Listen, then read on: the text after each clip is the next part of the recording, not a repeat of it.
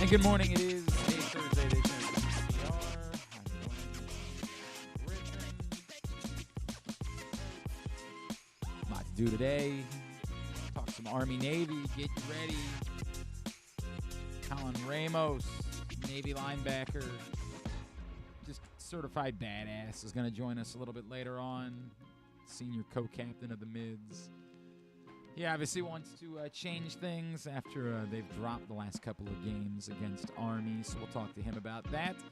Also this morning, talk some college hoops, talk some Terps. Jordan Taylor, former Wisconsin star, now Big Ten Network analyst, is going to check in with us.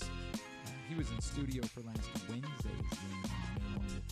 Ran up and down the floor against Ohio State. We'll talk to him about what he's seen from the Terps so far this season. Make some picks, all that coming up on the program today. I don't know what's going on today. I don't like how I sound. I don't feel like there's anything wrong with my like it just feels like I'm straining today. I don't love that. It's a beautiful sunny day though, which is nice because it's a little windy. I'll deal with. Yesterday was hell. Yesterday was gross and ugly and ugh. I just want to see the sun. Looking outside, I'm like, you can convince me it's a spring day when I look outside. It's not. That's clear. It's cold. I understand that.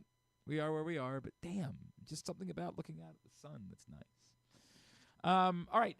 Hello. Yeah, that's what I'm talking about. What's going on with that? And it wasn't that way. I was in here recording something earlier, and it didn't sound like this. What's happened? I got to get Brian Windhorst in here. What's going on with Glenn's voice? What's happening? I wish I could help. Gonna need some water. First, tell me what's going on at Live Casino and Hotel. You are getting $7 in free slot play at Live Casino and Hotel this season because every time that Baltimore's football team or Washington's football team score touchdowns during home games, Live Rewards members are getting $7 in free slot play. You have to have your Live Rewards card inserted correctly into the slot machine and be actively playing in order to get your prize. But once those touchdowns score during home games for Baltimore and Washington's football teams this season, you will be getting $7 in free slot play. At Arundel Mills, must be 21. Please play responsibly. For help, visit mdgamblinghelp.org or call 1-800-GAMBLER. All right, thank you. Now I'm putting you on water patrol. Okay. I don't know. I don't know why it is. It's the way that it goes. All right. Look, a couple of things, obviously, to get into from yesterday. The first being that, scratch Garrett Crochet off the list as Garrett Crochet goes to Boston. And, yeah, that's a bummer. Do I think that Garrett Crochet was going to end up in Baltimore? No, because if you ask me binary on any of these guys, do I think they're going to end up in Baltimore? No. It's 29 other teams. If it's yes or no, no. I mean, somebody's going to. Tyler O'Neill, Gary Sanchez already did. But, again, you ask every single one of them, do I think X person is going to be a Baltimore Oriole? I'll say no. And more than often, I'll end up being right. Garrett Crochet specifically, you can make an argument. We can do this with everyone. Injury history, hasn't pitched a ton of innings, you only get 2 years. You can do this eternally with every single pitcher that is available via trade or free agency. There's nothing easier than explaining why you shouldn't acquire a pitcher. One thing that we love to say is that at the price of $30 million, it would be crazy to have signed. You can't give that type of contract to Max Fried. Yes, sure, you're right about that if you don't want Max Fried. There's nothing that we're better at. That's not true. We're very good at explaining why it is that you shouldn't spend money on pitchers, specifically pitchers. The problem is, if you don't, then you don't get that pitcher. And guessing which guy is going to be most impacted by injury doesn't get you a banner. There is no parade for you nailed it. That was the guy that was most susceptible to injury, and you didn't sign him. Hell yeah, brother. If anything, your feelings about pitching and why you don't like the idea of spending $30 million a year on a pitcher, that would be why you should be furious that the Orioles haven't drafted more pitchers. You can't have it both ways. And that would be the biggest issue at the moment for Mike Elias. I think we were talking to, maybe it was Stan last week who said, do you trust Mike Elias with drafting and developing? And I said, we have to talk about pitchers. Because no, if we're only talking about pitchers, not remotely, not at all. And yes, at a point last season, we started to buy into the idea of special sauce. I acknowledge that. When Suarez and Irvin were dealing and looking like effing Cy Young contenders, yeah, we were buying in. Maybe there was something going on here that wasn't happening in other places, and they could create pitchers in ways that other teams couldn't. Well, tell me how good you're feeling about Cole Irvin and Albert Suarez at the moment. I get it. Hand up. This isn't me making fun of somebody else. I'm guilty of this. I believed that for a fleeting moment that something was happening here. And based on where we are now, I couldn't possibly have those feelings.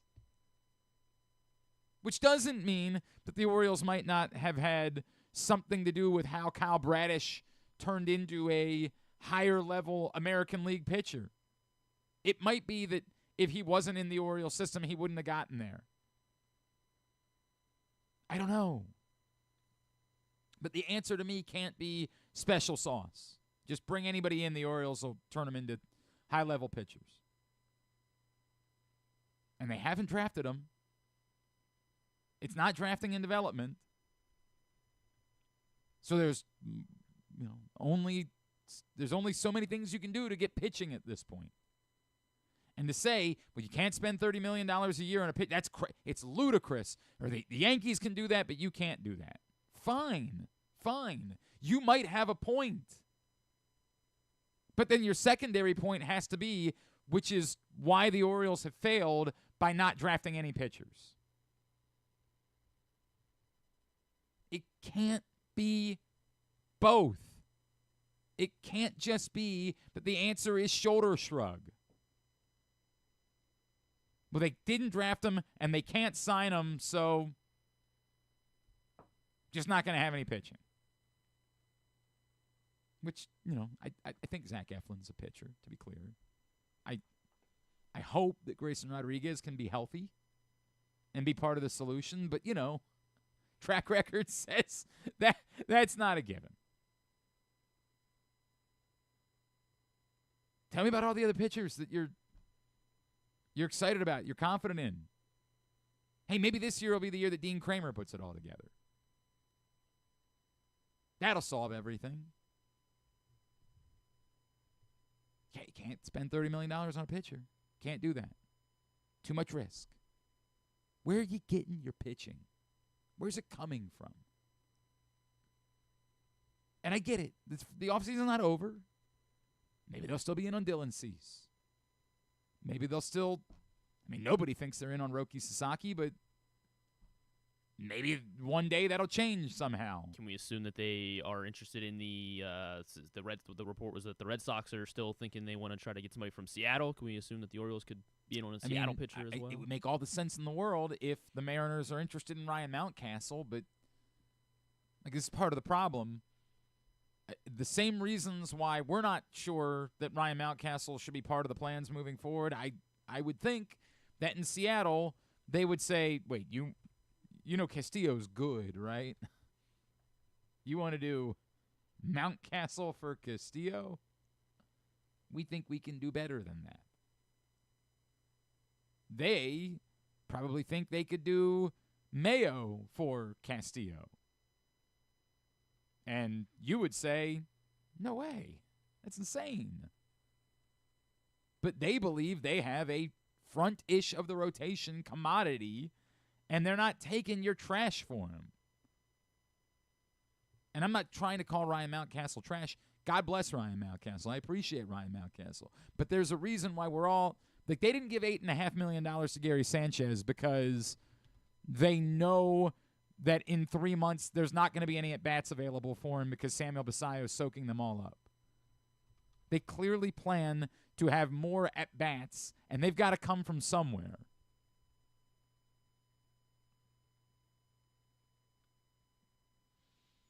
Maybe there are other places to go get pitching, but it's getting thinner, and there's still lots of teams in on it. Everybody still thinks the Giants are in on Corbin Burnes. Apparently the Red Sox aren't, despite the fact that they acquired Garrett Crochet, they're not out on Corbin Burnes because it doesn't suck up. The money's still there. Mm-hmm. They depleted their prospects a bit, but the money is still there. So, yeah, there's still pitching to be had. I think the Padres and the Mariners are the teams that are most connected to Sasaki, although I think I saw Bowden last night again saying, dude, the Dodgers plan on winning Sasaki. Just be prepared. And then the reports were that he wants to go, that the money isn't so much, like, I mean, the money's going to matter, but. Well, the money can't matter because he's not allowed to. Okay. Yeah, for Sasaki specifically, it's not about money. Like, you know, the thing his agent said earlier this week about a smaller market made a lot of people think that. But he's just saying anything. Mm-hmm. You know, he wants all the teams to be in. If somebody asks, what about a smaller market? Yeah, smaller market sounds great. And then we all run with that one clip like, oh, he wants it to be in a smaller market. No, he's just saying he wants it to be anywhere. He's not taking anything off the table. The posturing is that Sasaki is like an obsessed Yu Darvish guy, so that's why San Diego would make sense. And then, you know, obviously the history of Japanese players in Seattle between Ichiro being at the top of the list, but not just Ichiro. Oh God, threw the no-hitter against the Orioles a few years ago? Oh God, Iwakuma. Is that? Yeah. Am I? Is it Iwakuma? No, that was more recent. Who was the guy that threw that no-hitter in Seattle against the Orioles?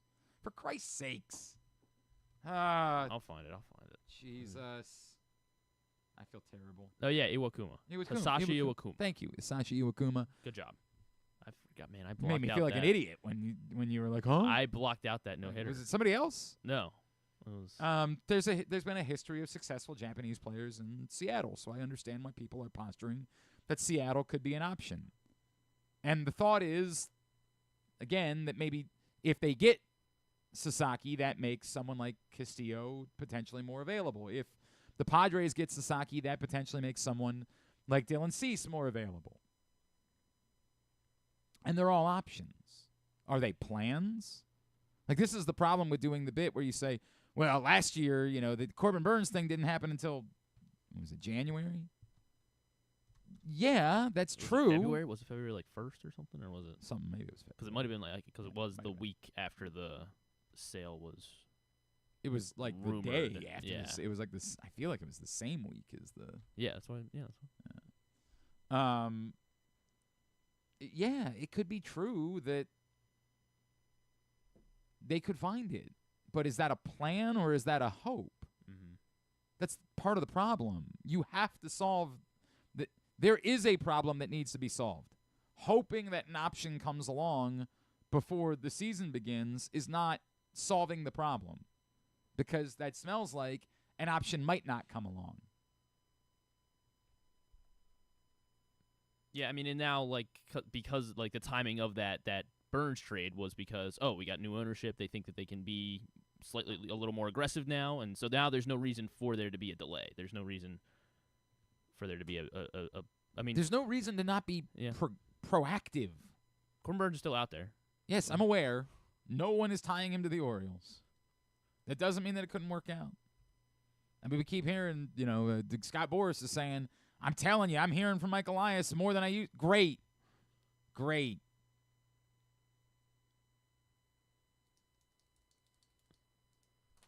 I'm trying everything in my power to be even keel and to not just fly off the handle for the sake of flying off the handle. The offseason isn't over. there's still lots of options. Today, the Orioles could sign Sean Manaea, and we'd say, okay, that's a pitching upgrade. It's not better than Corbin Burnes, but it's an upgrade on what you have today. And if you add another after that, we could say that, does it have to be an ace or could it be bulk pitching? Like maybe you could get to a place where we say they went with bulk pitching. They're Walker. Jack Flaherty's still out there too. Walker Buehler. Walker Buehler's still out there. Why isn't Jack Flaherty signed? Is that a people doubt that was real type of thing? Like, I don't know. Or maybe it's just, hey, the dominoes are only starting to fall, so settle down. Whatever it is, that could all change in a couple of days. But we're right. Look, there was a lot of reaction to Bordick yesterday, in part because that's not normally who Bordick is. Like, we all remember Mike when he worked for Masson being kind of more of a company man.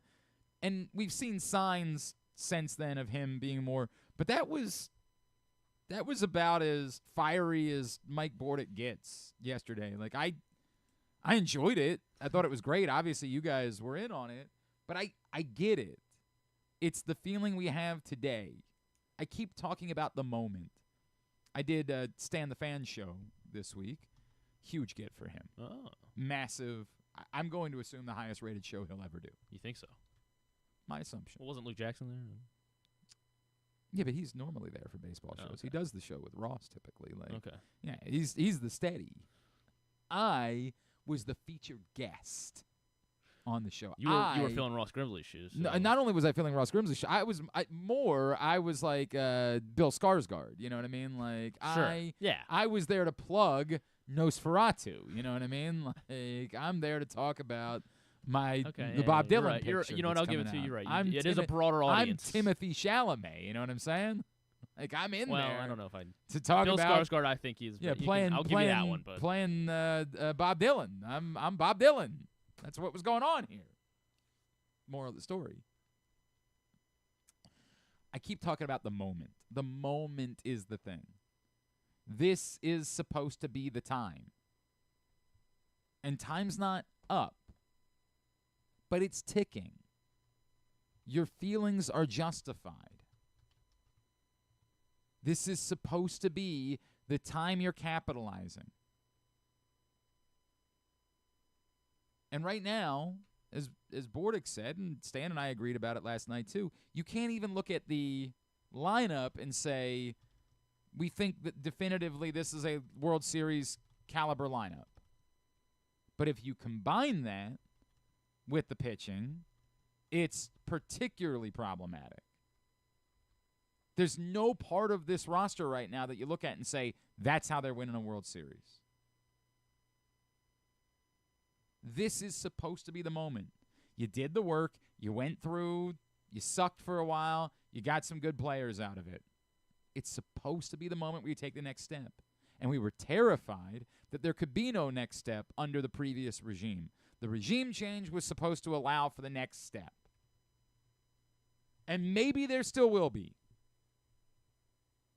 It is totally plausible that in the coming weeks, there could be multiple pitchers added, an additional bat of some sort. I don't think it's going to be Teoscar Hernandez. It's still plausible that there could be an extension. Even something like that would go a long way. It wouldn't make the team better, but yet it would make us feel something. But until we see it, until it happens, this is how we're going to react. When you get personal, when you take shot, Mike Elias is incompetent. Stop. This is when you lose. What you're saying is just nonsense for the sake of nonsense, or you want attention on the. It's like the dope.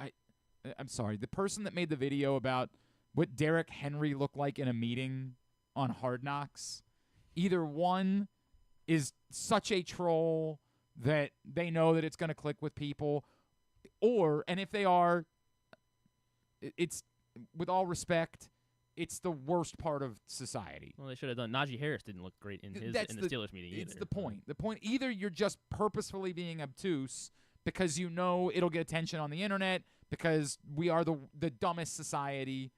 we have reached depths, or you're the dumbest human alive. If you genuinely think there's anything to read into Derrick Henry's body language in a team meeting, if you genuinely believe that, you cannot function in society. This is too tough for you. And I mean that. Like, God love you. I don't know how you put your shoes on every morning.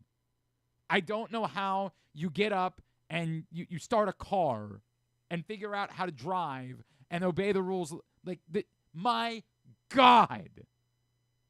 It is the lowest of the low.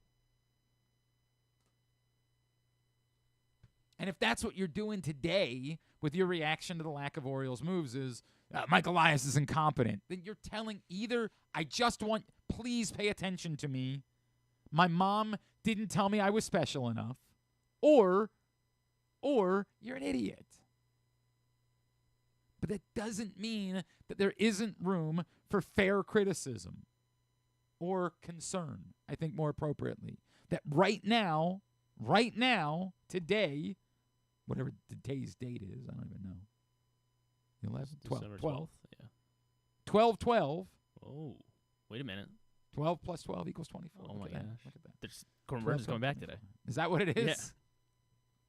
Probably not. But it's actually Ken Griffey.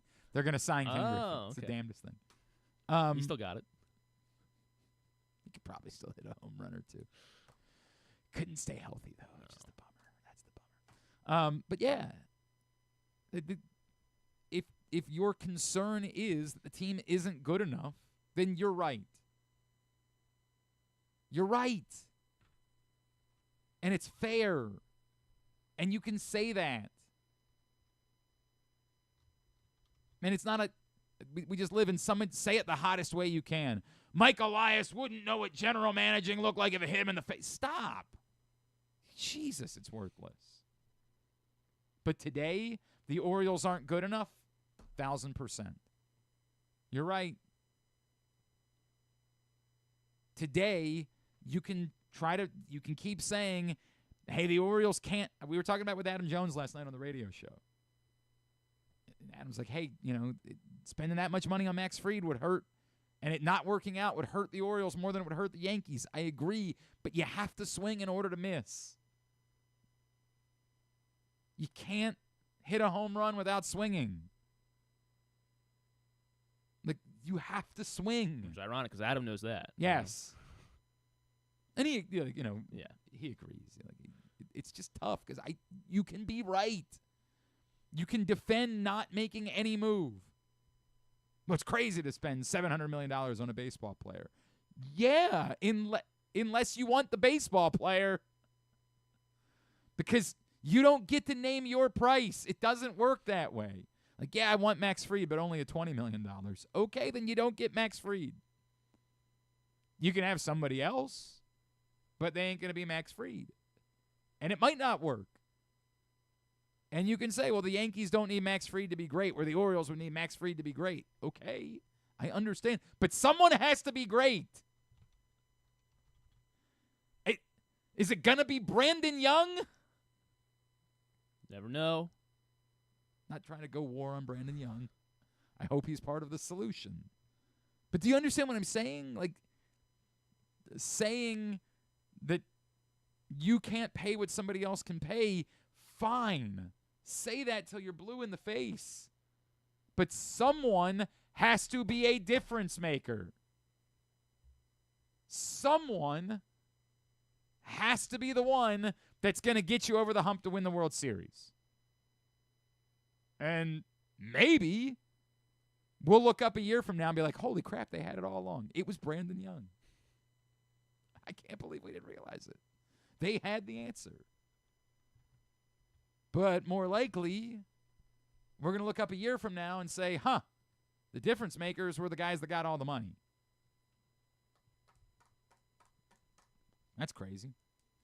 That's how it worked out. Yeah, I mean, when you look at the three to the 4 teams that were in the LCSs last month, 2 months ago. Spent a lot of money on baseball players. Yeah. I mean, I get it. I get it. And it doesn't mean that there isn't a problem in baseball. It doesn't mean that it's objectively a bad thing. There continue to be have and have-nots. Objectively bad. I can criticize both things. That the system is not good for the sport, and yet David Rubenstein knew what the system was when he bought the team. It's not like all of a sudden he was like, do you guys realize the Yankees spend all this money on baseball players? That's crazy. He knew that. He bought the team anyway. That's his call. This is the system. You decided to play. The Orioles can't spend $30 million on a pitcher. I hear ya. I know the point you're trying to make, but then they're not going to have the pitcher. Today's show also is brought to you by the Governor's Challenge. I mean, one of the premier basketball events in the entire country. Truly. I don't think people understand that. I think they hear like, he's good. It's good, or it's fun, or it is. There will be private jets from all over the country, straight shoot, bringing in college coaches for the Governor's Challenge. The top high school basketball talent from across the country returns to the Wacomico Civic Center December 26th through 30th. Witness 5 full days of elite competition featuring over 140 high school basketball teams. For tickets and info, visit govchallenge.org. Ken Zalis joins us next. We'll make our picks for Week 15. It is the Thursday edition of Glenn Clark Radio. Visit Harford County this holiday season for a brand new event. You'll feel like you stepped into a holiday movie. Harford Holidays is overflowing with the spirit of the holiday season. You'll be amazed by the jaw-dropping light displays, thrilled by a visit to Santa's workshop, and have the holiday time of your life with sleigh rides, a special vendor village, s'mores-making stations, and so much more. It's a holiday light experience, new at Ripken Stadium, Fridays, Saturdays, and Sundays, December 6th through December 22nd. For ticket information, head to visitharford.com. You'll have the happiest holiday season ever. Treat yourself and taste the Baltimore tradition that is the legendary Costas Inn. Hey, it's Stan the Fan Charles. For over 50 years, the Costas Inn has been a Baltimore original, dishing out their amazingly scrumptious, fat, award-winning crab cakes and steamed crabs. Every season is crab season at Costas, so make your plans now by calling 410-477-1975 and reserve your taste of heaven. Sit back, crack some crabs, and watch the Ravens chase down another title on Costas' 15 TVs. On Monday nights, Costas offers their half-pound jumbo lump crab cake with 2 sides for under $30, and there are nightly specials Monday through Friday. So head on down to the Costas Inn at 4100 North Point Boulevard or visit them at costasinn.com. Make the most out of every day in your Toyota RAV4. Available in hybrid or gas-only models. A RAV4 can get you where you want to go in style. Check out buyatoyota.com for deals on new RAV4s from your local Toyota dealer today. The drug scene in Maryland is changing. Fentanyl and xylazine are being added to street drugs, and you may not even know it. Xylazine is not even intended for humans, and fentanyl is an opioid 50 times stronger than heroin, and contributed to over 80% of overdose deaths in our state. Anyone who uses drugs, even occasionally, is at risk of overdose. To learn more, visit stopoverdose.maryland.gov or call or text 988. The votes were all counted, and the results are official. Royal Farms was named #1 for food in the USA Today 10 Best poll, receiving more votes than any other convenience store chain in America. The next time you want to get some good food fast, doesn't it make sense to go to Royal Farms? Voted best in the USA and home of world-famous chicken. Real fresh, real fast, Royal Farms. The latest edition of Press Box is available now. On the cover, Brooks Dubose profiles Maryland basketball forwards Derek Queen and Julian Reese as the Baltimore-built duo reunites in College Park with hopes of bringing the Terps back to prominence. Also inside, meet college basketball players from all of the area's D1 programs. Press Box is available for free at over 500 locations throughout the region, including 60 Royal Farm stores, where you can read the entire issue online at PressBoxOnline.com, where you can also find great betting advice advice and the best daily coverage of the Orioles, Ravens, and Terps. Need a trophy or award that's as unique as the achievement? Look no further than Crown Trophy. With locations in Owings Mills and Gaithersburg, they specialize in custom trophies, plaques, and medals for any occasion. From sports and academic awards to employee recognition and corporate gifts, visit crowntrophy.com today and let them help you create a lasting memory for your school, team, or business. Crown Trophy is a proud supporter of the Maryland Public Secondary Schools Athletic Association. crowntrophy.com. One of the things that's definitely wrong with this country is that this dude still has a job somehow, some way. Glenn Clark. There's some website, and I don't know anything about it. There's some website that's running a story today about Mike Elias and David Rubenstein, and all I would tell you is when I say it's some website, if it's the first time you've ever heard of the website, I would give it about that much credence. And it doesn't mean that sometimes people don't have information that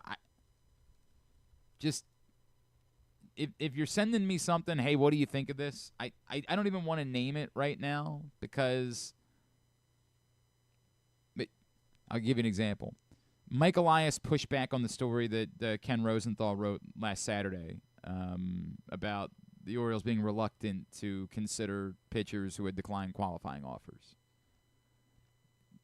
I'm gonna say that Ken Rosenthal didn't make that up because it's Ken Rosenthal. Because he doesn't do that.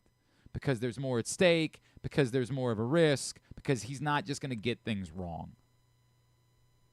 Doesn't mean he's, batted 1,000. It's that his batting average is so good that, with respect, he didn't make that up. I don't know who these people are.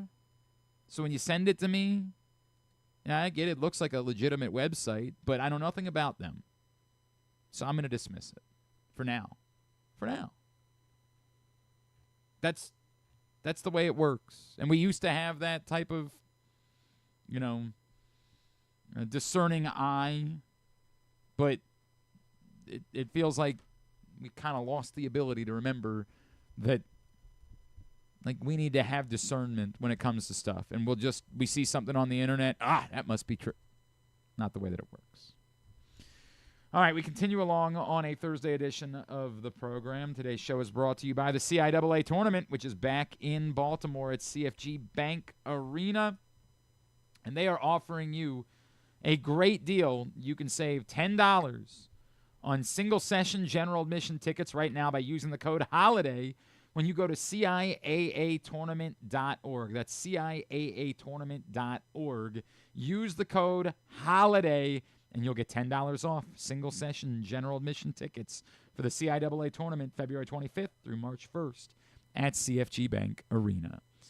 It is a Thursday edition of the program. That means our guy Ken Zalis is back with us to make some picks. KZ, what's going on, buddy? What's up, man? I believe anything that is written about the Orioles these days, regardless of the source, until they are proven wrong. No, it's not. What you're doing is nonsense, and it adds to the problem. You know better. You know better.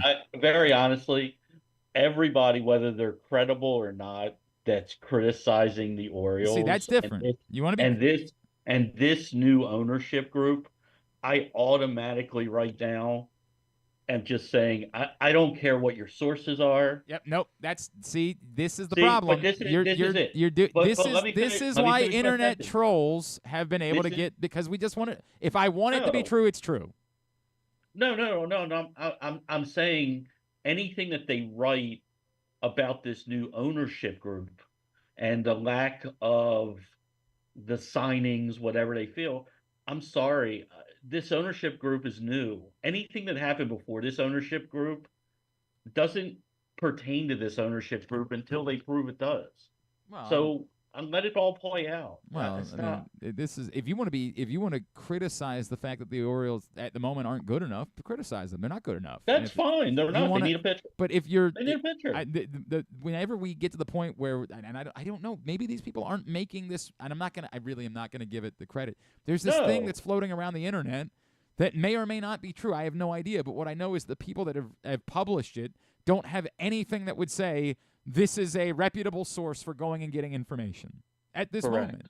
So I'm not that's where we are. And I'm not giving it that.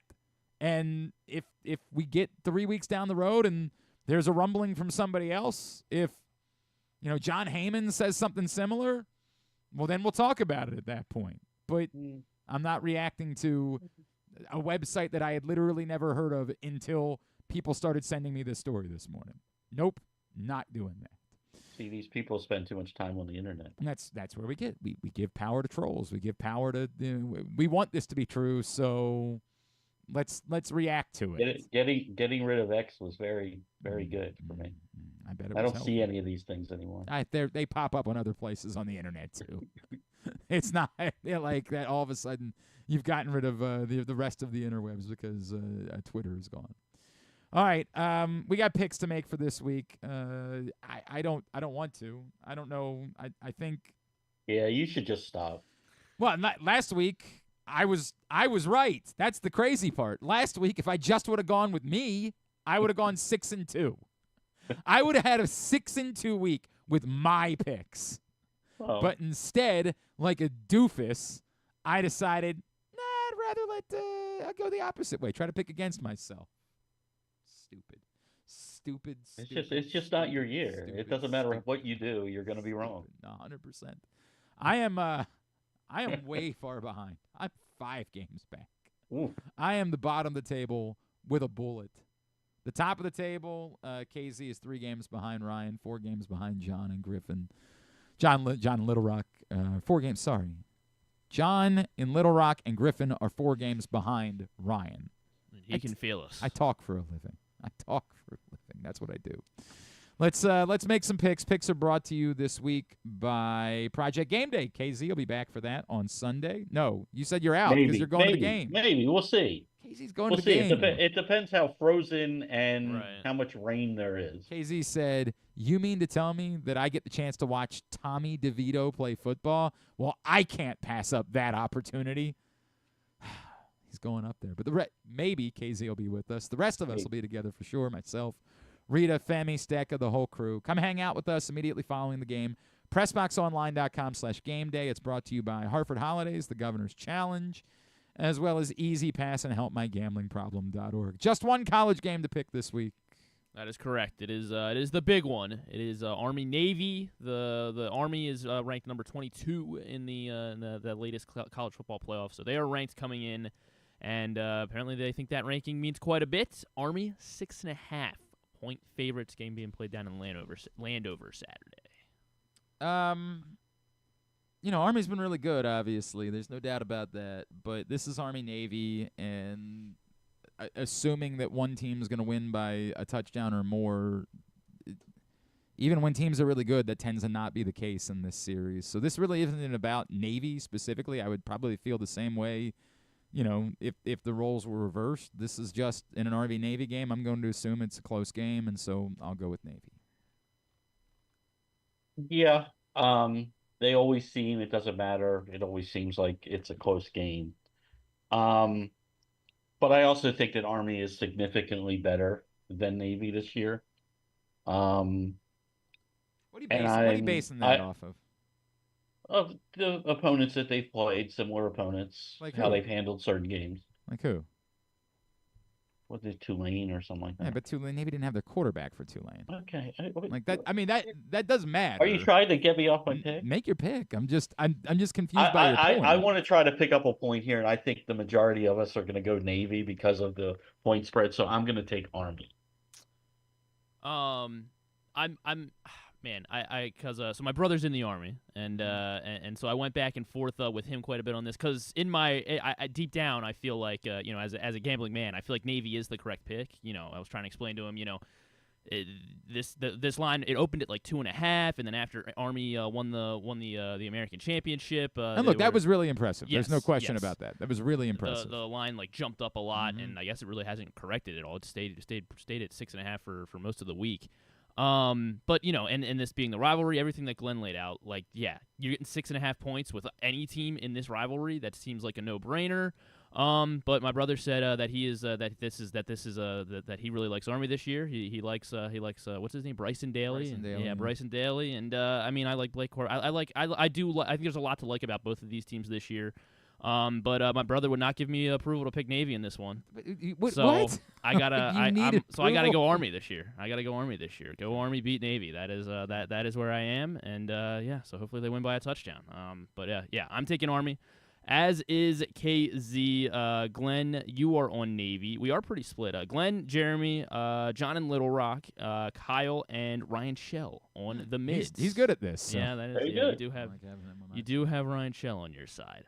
Now we would go to the NFL. 8 NFL games on this week's slate. Thursday Night Football tonight. The LA Rams are in. I was about to say Candlestick. They're in Santa Clara.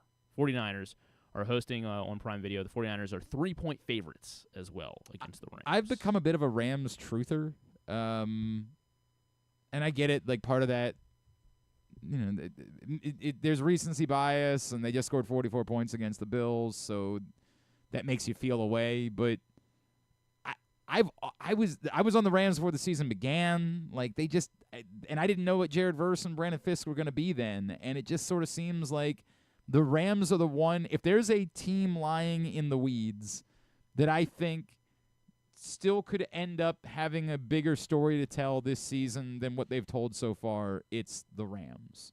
In fact, you'll find out more about that in the new print issue of Press Box when it hits stands, because you just asked us for some futures picks, and I was like, if there's a juicy, like, the odds, there's no reason why the Rams should have the same odds to win the NFC as the Tampa Bay Buccaneers.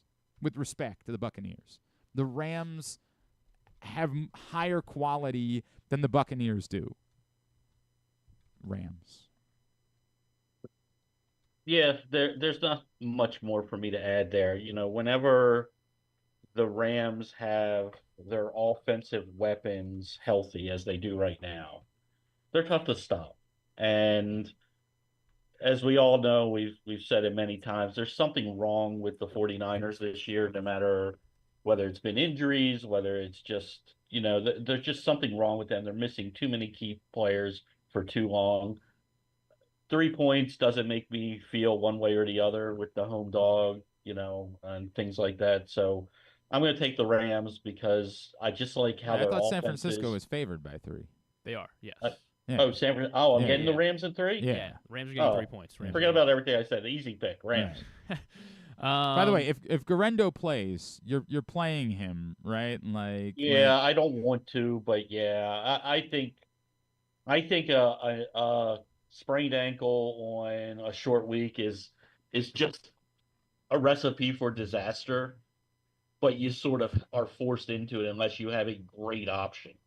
Yeah, I mean, it's that or I wait out to see if Kenneth Walker is good on Saturday. Yeah, and that's and even if Walker plays the way Charbonnet was, I don't think Walker gets his full job back. I get it. All right, go ahead.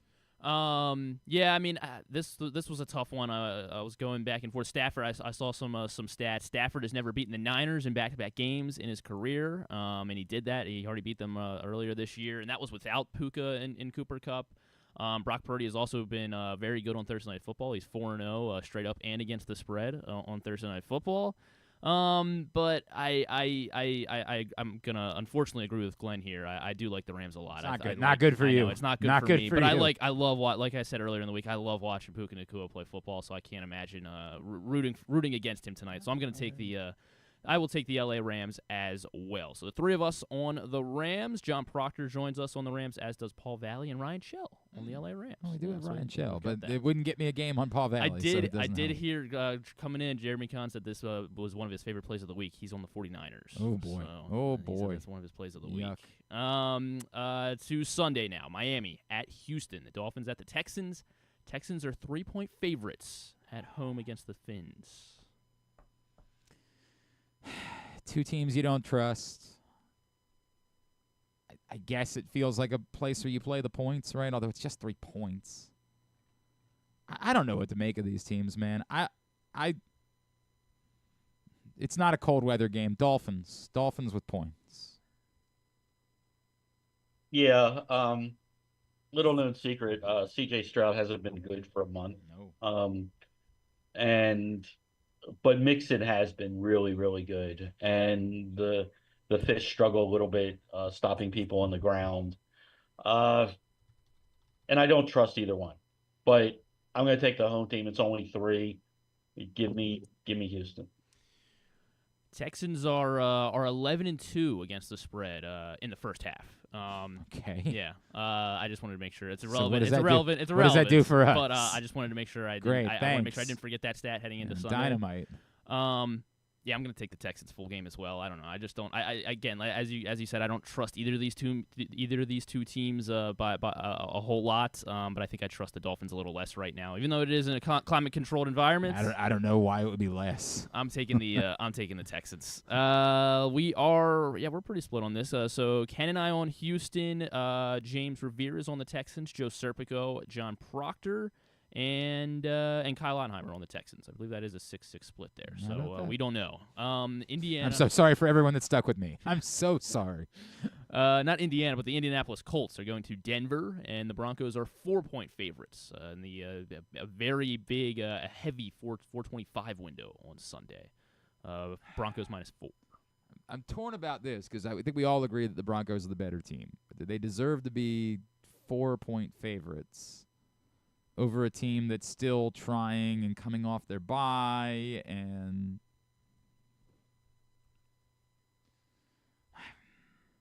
I just haven't seen enough from Anthony Richardson to believe in it. Yeah, I'll go Denver. I'll go Denver. I'm agreeing too much with Glenn. This is gonna be bad. I just dome team going outdoors in what should be a pretty cold environment. You know, you have the altitude, you have all that, and I think Denver's defense is much better than the Indy defense. I think Denver can move the ball. I'll take Denver and pray that it's more than 4. Yeah, that's the same way I'm leaning. Bo Nix also as a favorite. He is 6-0 against the spread so far this season. The Broncos have also been pretty good against the spread just as a whole. I know both teams are coming off a bye, but I'm going to lean towards Sean Payton coming off of a bye as well, and they're at home. So, yeah, I will lay the 4 with the Denver Broncos as well. So all 3 of us on Denver, on the Indianapolis Colts, Jeremy Kahn, Joe Serpico, and Kyle Ottenheimer on the Indianapolis Colts. Staying in that 425 window, the Detroit Lions will be hosting the Buffalo Bills, and the Lions are 2.5-point favorites. I mean, what do you do with this, right? Like everybody, we all think the Lions are the better team, and so you have a better team at home only giving 2.5. That feels like something you're supposed to hit. But then it's the flip side, which is, but the Bills getting points like anywhere, and add in the fact they're probably pissed off coming off what happened last week. It's like 2 things that are diametrically. You feel like you have to take the Lions, and you feel like you have to take the Bills. Man, I don't know which one weighs heavier for me. You take the Bills because they're getting points, or you take the Lions because they're the better team, and it's only 2.5 points. Bills. Thank God. I'm going to take the Lions. They're at home. They're the better team.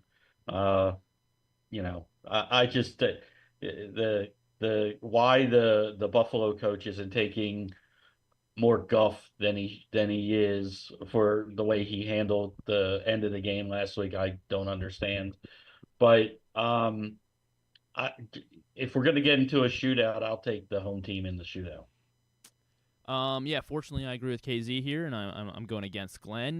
Goff has an extended rest, so like coming off of a Thursday, then you play on Sunday of the following week, so 10 days extended rest. Goff has won. He's covered in 8 straight. He's also 15-4 since 2020 on extended rest, which is the best mark of any quarterback since 2020. And yeah, I mean, the Bills defense did not look good at all. I was not inspired by the Bills defense whatsoever. So yeah, I will take the best team in football right now, laying a short number, the Detroit Lions here. Andrew Stecca joins Ken and I on Detroit. Jeremy Kahn is on the lines. Joe Serpico, John Proctor, Kyle Ottenheimer, and Paul Valley. Oh God, on is the it just Lions. me? You have Ryan Show.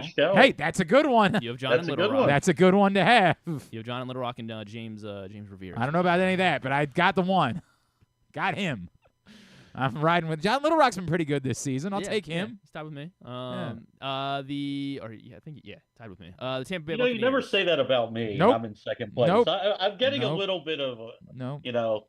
I really complex only here. care about Ryan. I got to be honest with you. I really don't care about John and Little Rock. It's if I didn't have Ryan, but I only had John and Little Rock, I wouldn't feel as good.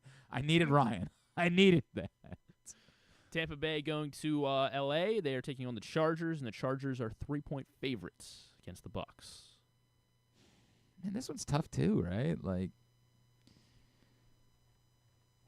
it is a loaded 425 window. Yeah. It's a good thing we got the dueling double headers. Again, two teams that like I think are good, but I still don't really believe in. The Chargers are at home, but there's never a home field advantage. Although I don't know, the Buccaneers are not notorious for traveling. This is good. Again, it's like the Buccaneers are a fairly good team, and they're getting points against a team that isn't great. The Chargers' inability to run the ball stands out. It is problematic, the Chargers' inability to run the football. Buccaneers. Yeah, I'm going Tampa as well. And for the last reason you said, the Chargers just you're stuck with Gus Bus, and Gus Bus, look, love him, but he's not what he once was. They got a young kid that they just will not commit to in Vidal. I wish they would just flip it and say, okay, this is your game, 15 touches and go, and I think they'd have more success. But since they don't seem to want to do that, I don't know if Ladd McConkey is definitely playing or not. He missed last week. That's their best wide receiver. I'll take Tampa. They put up points. I don't have a very good. Hold on, I wanted to see if Ladd McConkey is practicing. He was limited yesterday. Ladd McConkey was limited yesterday. On track. Probably gonna play. I don't have a good feel for this one either. I feel like the Bucs have been kind of weird. Like they've lost some games that they probably shouldn't have, but they also have wins over the Eagles and the Lions. And they were early in the season, but they have wins over the Eagles, Lions, and Commanders all early in the season. I do like the Chargers defense, but I think I'm just going to go with Baker Mayfield here. I like Baker a lot, so I will take the Buccaneers. I'll take Baker getting points as an underdog. So I'm with you guys for better or worse. On the Chargers, though, Andrew Stecca, Jeremy Kahn, Joe Serpico, Proctor, and Shell are on the LA Chargers. Okay. So. And then, sticking in that 425 window, the Eagles are hosting the Steelers. Battle of the Keystone State here. And the Eagles 5.5-point favorites against the Steelers. I am interested. I think Joe Serpico's onto something that like the Eagles could try to force the issue with A.J. Brown this week to try to. There's some small part of me that wonders if it does prove to be galvanizing for them. But I learned my lesson with the Bengals a couple weeks ago. I'm getting points on a Mike Tomlin team. Yeah, Steelers. Yeah, I'm getting points, and it's more than a field goal. As well. I think these are two very good teams that are playing really well right now. The 5.5 with the Steelers, I just got to do it. I think it's too many points. I don't like that you guys are catching on to the trend now, but yeah, I'm not going to go against it now. The Steelers are in fact actually 5-0 against. They're 5-0 straight up as underdogs this season as well. But yeah, it's one of my rules. I'm going to go with the Steelers, and even though I think the Eagles are playing really good football right now, and that the AJ Brown thing could be a little scary, I think they find a way to at least keep this thing within 5.5. So I will take the Steelers. On the Eagles, James and Jeremy, and if Joe Serpico, of course, on Philly, as is Kyle Ottenheimer. So those are the four on the Eagles. To Sunday Night Football, we have we're heading out to Seattle. The Seahawks are hosting the Packers, and the Packers are 3-point favorites on the road in Seattle.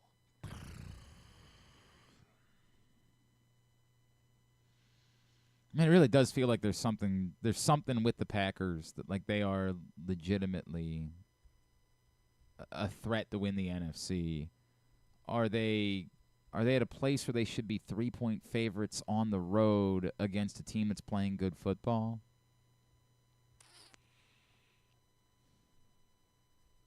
I'll go Packers.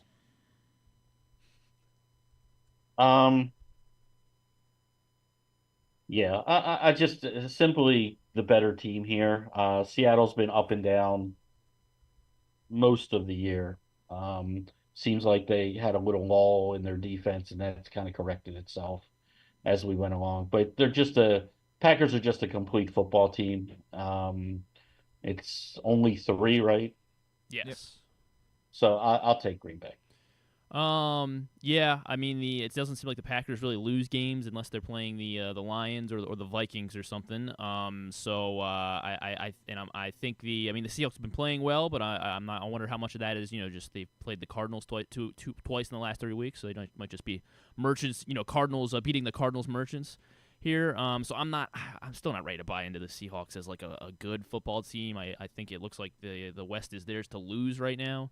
But yeah, I'm gonna take the Packers as well as the better football team. Seahawks haven't really played that well at home either this season. So I will take Green Bay on the Seattle Seahawks. John in Little Rock, John Proctor, Kyle Ottenheimer on Seattle as well. So those are the 3 on the Seahawks. And then finally, with Ken Zalis and the Zalises in attendance, the New York Giants will be hosting the Baltimore Ravens, who are laying. I hate it. 3 points. Yeah, 3 points. 16.5 is the spread. 16.5. Hate it. Because immediately when you see the Ravens it's the biggest spread in the NFL all season long. You see that and you say, there's just no way. We've been watching the Ravens. They're not covering 16.5. But then you realize, like, the numbers there because they are begging you to bet the Giants. The Giants have, like, one drafted player that is going to be starting up front. Like, they are decimated, and they weren't good to begin with. It's a awful version of a bad team. I'm gonna hate myself for it, but they want you to bet the Giants. The Ravens win in a rout. Ravens. Yeah, this was the easiest game of the week. I don't know what the number would have had to be here to make me even think about the Giants. The Ravens should kill this team. I mean, they're coming off a bye. They're as healthy as they've been all season. They should legitimately beat this team by 30 points. We'll see what happens. I'm taking the Ravens. Yeah. We'll see what happens. Look, a close win, and it's going to be a really long post-game show. Yep. I'm just like everybody will say they won the game, but we got problems coming off the bye, playing the literally worst team in football, giving up, playing a third-string quarterback. Like you don't even have anybody to worry about really. I mean, Neighbors has been good early. He's been awful. He hasn't scored a touchdown since week 3. Yeah. Tracy's been a really nice story and a really good pick, and kind of, if you're looking at the glass half full with the Giants, okay, well, we got a running back that we can count on for the next couple of years. But other than that, they got nothing. I'm with you. I just, man, I don't know. It just doesn't feel right. Like I don't think they're in danger of losing, but I like Ken said, what would this line have to be? I think 16.5 is probably the line, like where it needs to be. I just don't feel like the Ravens have kicking issues, and every point is going to matter. Like they can still be up, 30-6 in the fourth quarter, and then the Giants score a garbage time touchdoan. It just, Tommy DeVito's got aura. I like Tommy DeVito. Yes, he does. He does this. Yeah, it's great. Cool. He's bad at football. I think he was won football games before, so it's more than you. He's got that going for him. I hope I'm wrong. I'm taking the Giants here, that may be your best line ever. Getting over 2 touchdowns. I thought I was gonna be maybe Jeremy would be on the Giants. Nothing in this country more overhyped than Tommy DeVito. It's a 7-5 split. Really? Yeah. So Andrew Stecca is with me on the Giants. What's a massive number? It's the biggest number in football all season. John in Little Rock, Joe Serpico, as is Ryan Shell on the New York Giants. Oh no! I get it. It's a huge number. I do, but come on. Yeah. They're awful. I mean, 16.5 points if this for an NFL legitimately team, Ravens team, like Play Garendo tonight, or bench him, play Cook, and then play McLaurin as a flex.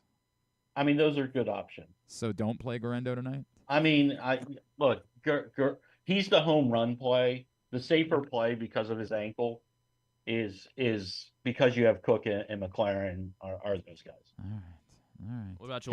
Can I have a request for next week's picks? Yeah. Quick. Yeah, we got another guest we got to get to. Okay, I'm just requesting that we break our rule and we play all the college football games. Well, we do. What is next week? What crap bowl game?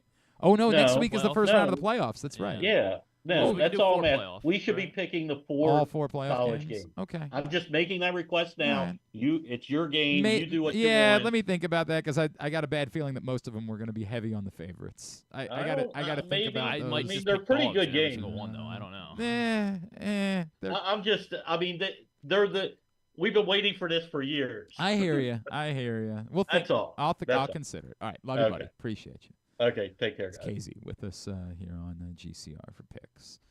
In hour number 2 of the program, today's show also brought to you by County Sports Zone, the latest in high school.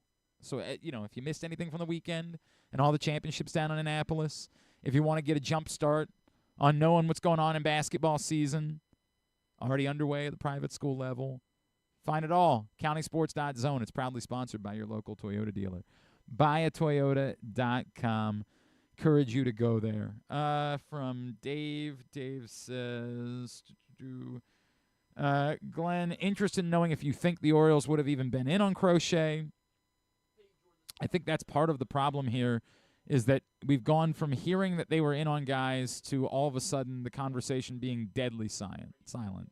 Yeah, I get that, Dave. As somebody would say, maybe they're just doing everything in their power to keep things tight, but yeah, it does seem like it went from the start of the offseason and the Orioles being connected to everyone to all of a sudden they're not being connected to anyone other than Dylan Cease.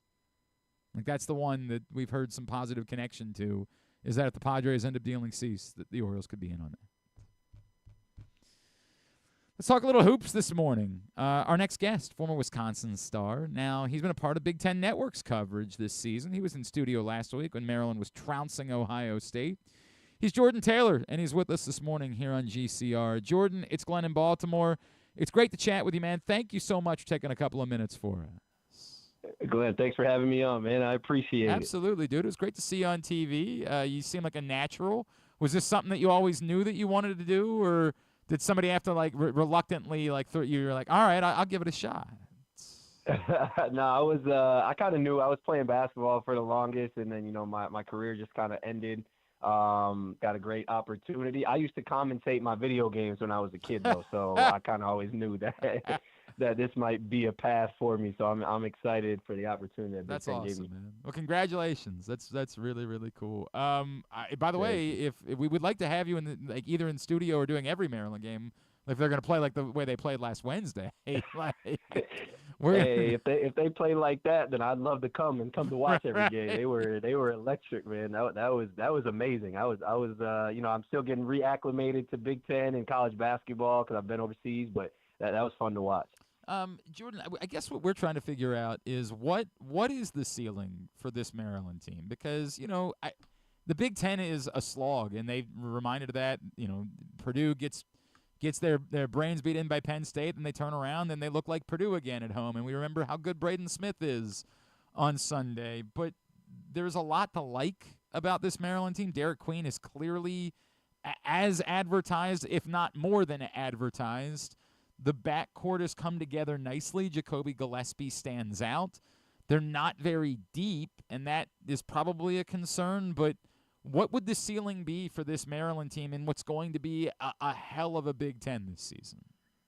Yeah, I mean, I think that they're, to me, easily a top 4, top 5 team. I think the concern, right, is the depth, and just playing as hard as they do into a gauntlet of a Big Ten season. Can you keep that up for 20 games into March, right? But, they have a nice blend of, I think, youth and experience. And if you get that Tafari Gapari, man, like when we were doing film on him and Scott, I was like, he jumps off the page or jumps off the screen. So who knows? The thing I love about them too is that there's a few teams now that don't play the atypical Big Ten style, Maryland being one. But they also can play that way with the two bigs, and they can beat you up. But they have to say their length is overwhelming. So I think it's just I think I have to go back and look at their schedule. Hopefully they get lucky with a couple of draws, and hopefully they get a couple West Coast games. Those don't seem to be as tough with the home court advantage.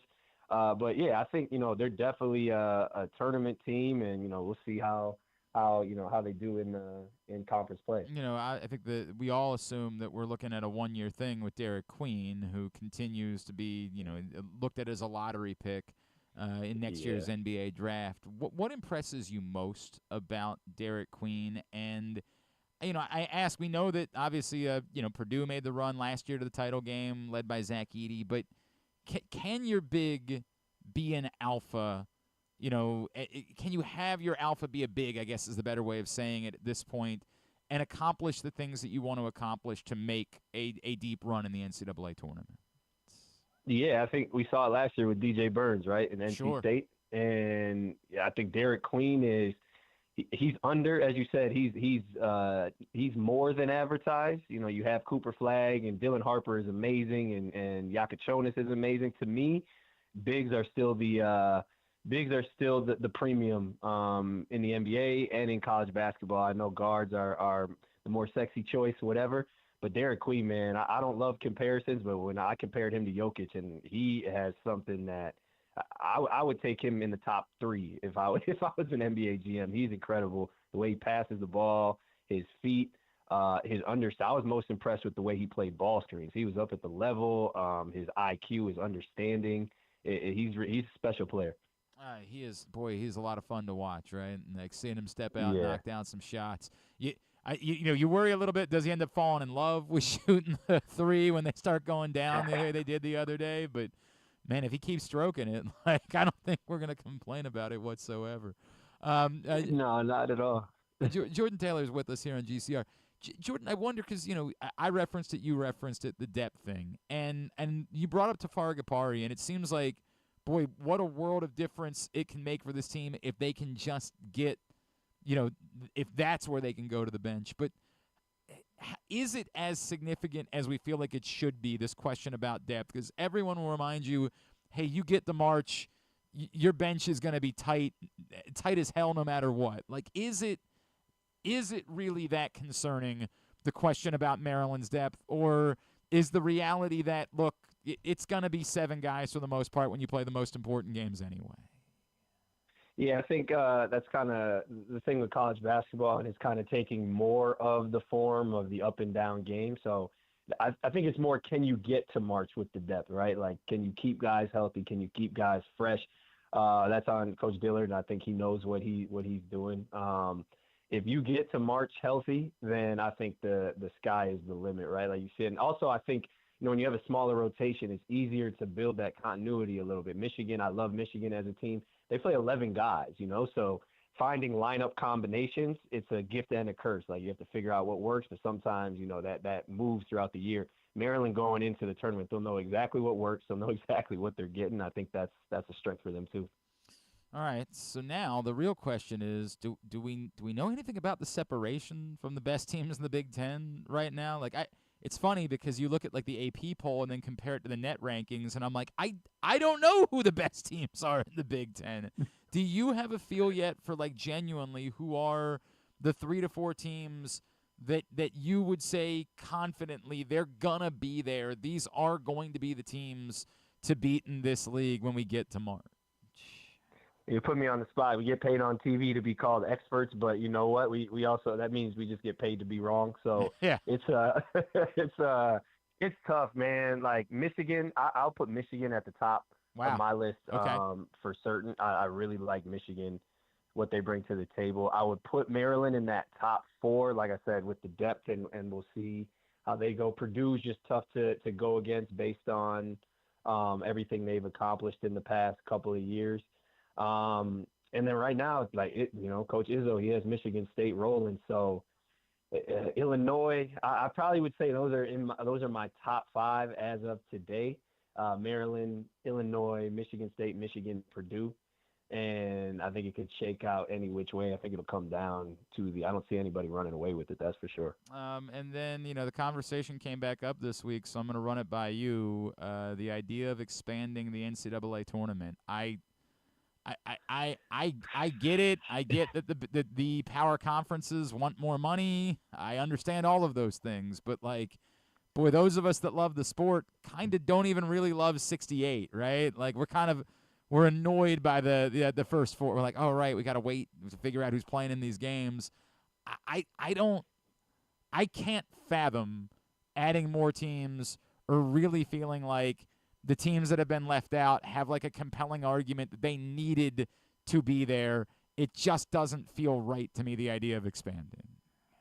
We don't have enough time to cover this whole topic how I would want to, but yeah, no, I'm with you. I played in an era where I feel like the essence of basketball transitioned into more of it's more of a money game now, right? Like you just said, even in the NBA, and I think we are losing that essence. Maybe I'm just the old head now looking back, but there's something about some things don't need to be tampered with, and the NCAA tournament being one of them. I think leaving it 68 is fine. Start letting more and more teams in. I think it becomes a little bit less special. And I think, the competition may become watered down a little bit, but I'm with you. 68 is enough. I don't want to see any more, but that's way above my pay grade. So right. I'll be watching regardless. Yeah. I know I know it sounds like such a dumb guy thing to say, Jordan, but making it more difficult for an average human being to fill out a bracket, which is the thing, right? That's the thing that has allowed our country to tie itself to the NCAA tournament. Making it more difficult for that, I feel like when you hear well, why wouldn't we have more games, make more money? There is blowback. There is legitimate pushback to the average person saying, yeah, I'm not filling out a bracket, and now all of a sudden they're not interested in watching the tournament. I think they missed that.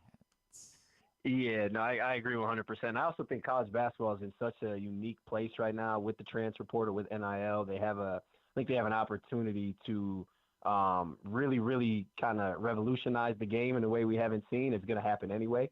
So, I think keeping that kind of sacred is the one thing that will make people feel at ease with this is the college basketball that we know, especially with all the change going on around. But hey, everybody, everybody knows different things, right? I watched Rugrats growing up, and my nephews watch different things. So yeah, I understand the world changes, and if they're hiring for someone to cover those games, then obviously, by all means, hey, I'll be there. Jordan and I'll take the job. We will report right there. Jordan, what else can we plug for you? When are we seeing you again? What's the schedule look like for you, and what else can we plug for you, man? Yeah. I'll be on Friday for the big show. I have quite a few appearances: the 13th, 17th, all of December, January. So I'll be relatively regular on the Big Ten. I got a game against Minnesota coming up, so I'm over plugging myself. And then a podcast. I have a podcast called the Role Player Podcast, Role Player Media, on Instagram. So go check that out if you get a chance. Awesome, Jordan. We'd love to do this more as the season goes through. We'd love to have you on again and talk some hoops. Appreciate you taking the time for us. Merry Christmas to you, to your family. Thanks so much for doing this morning. Merry Christmas. You say the word and I'm there. Appreciate it. Thanks, bro. Jordan Taylor, former Wisconsin Star, now Big Ten Network. Appreciate him taking the time for us. Maryland, of course, off this week as they're doing finals, and then they'll get back to action. Yeah, believe it or not, some places kids take finals. I don't know if it's everywhere, but apparently in Maryland they still do. And then they'll be back in action. Shots at? I'm trying to figure it out. I don't even know. Okay. Almost no one played this week, so it's not really like I'm even taking shots at anybody. There's basically the entire country took the week off. See, the Cy-Hawk game's tonight, so obviously, so maybe Iowas don't take. They don't take finals. Yeah, they don't care about it there.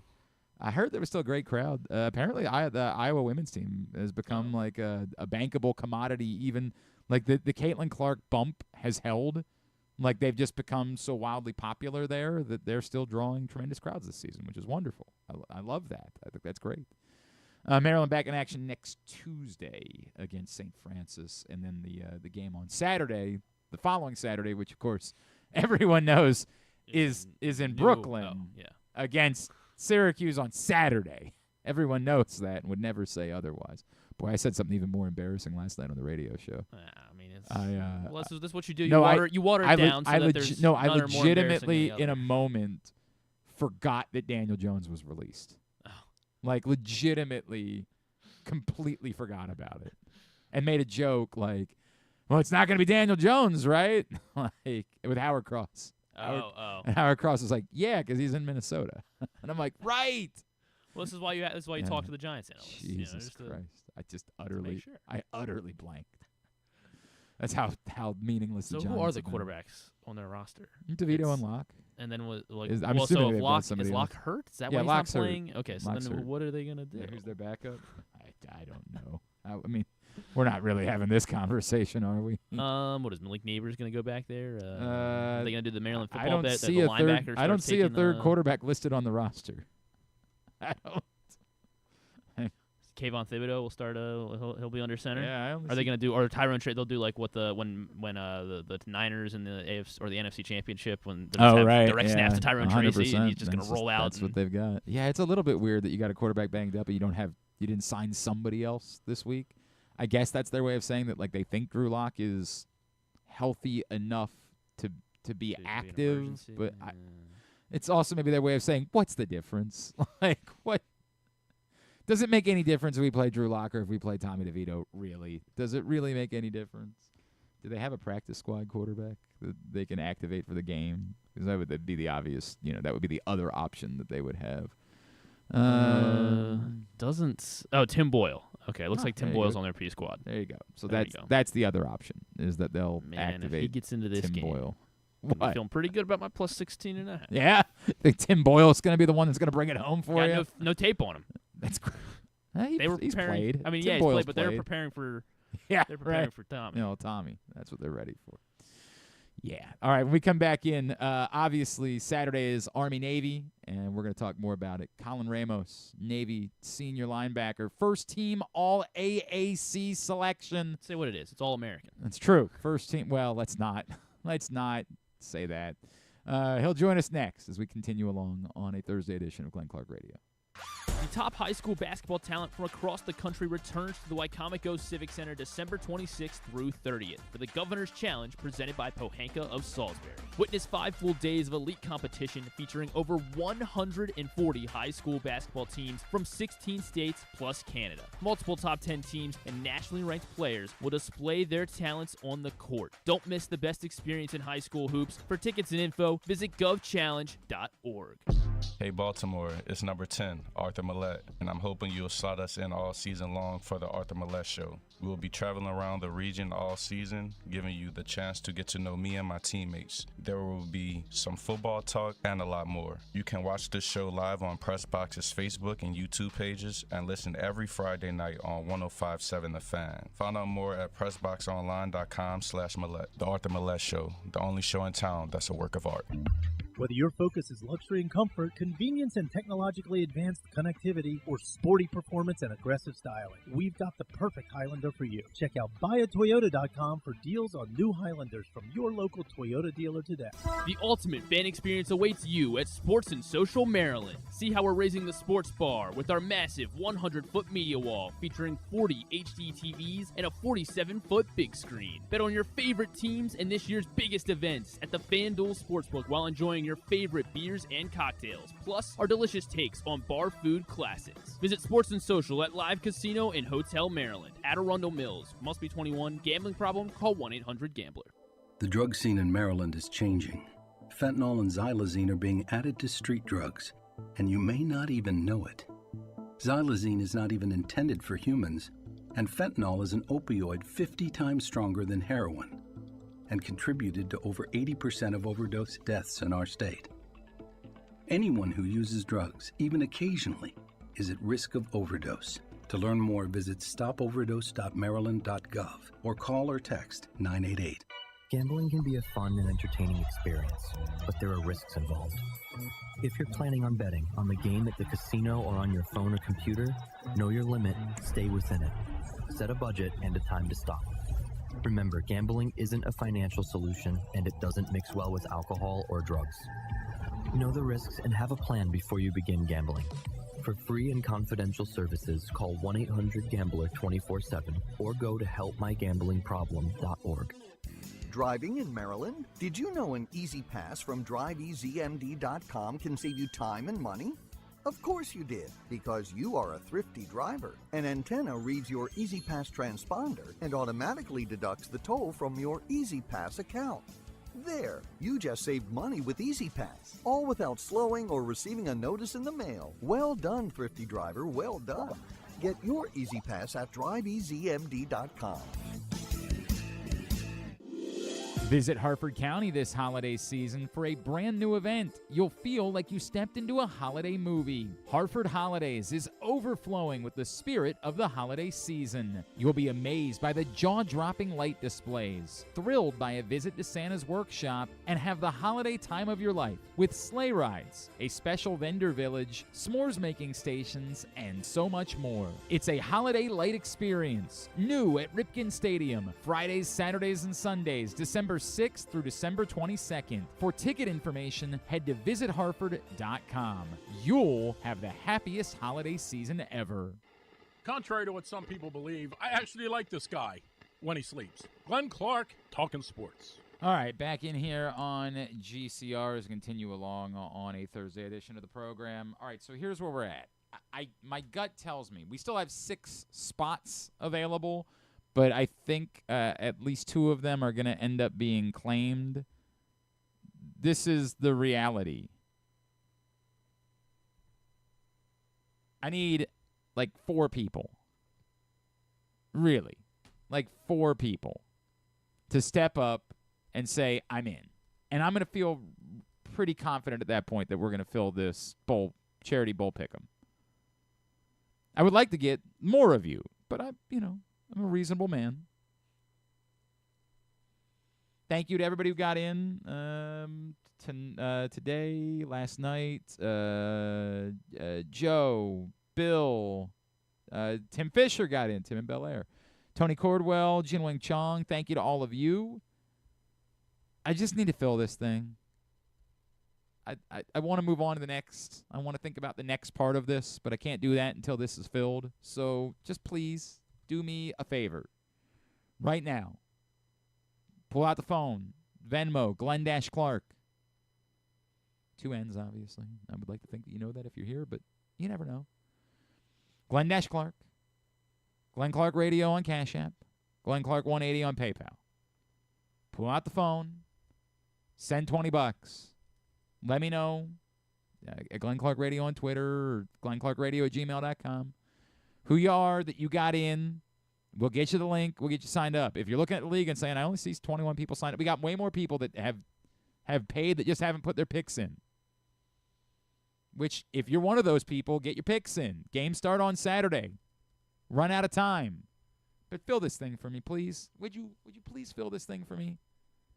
I mean, really, for the people at Helping Out Mission. That's who you're really filling it for, so we can get them toiletries and underwear, the things they need the most.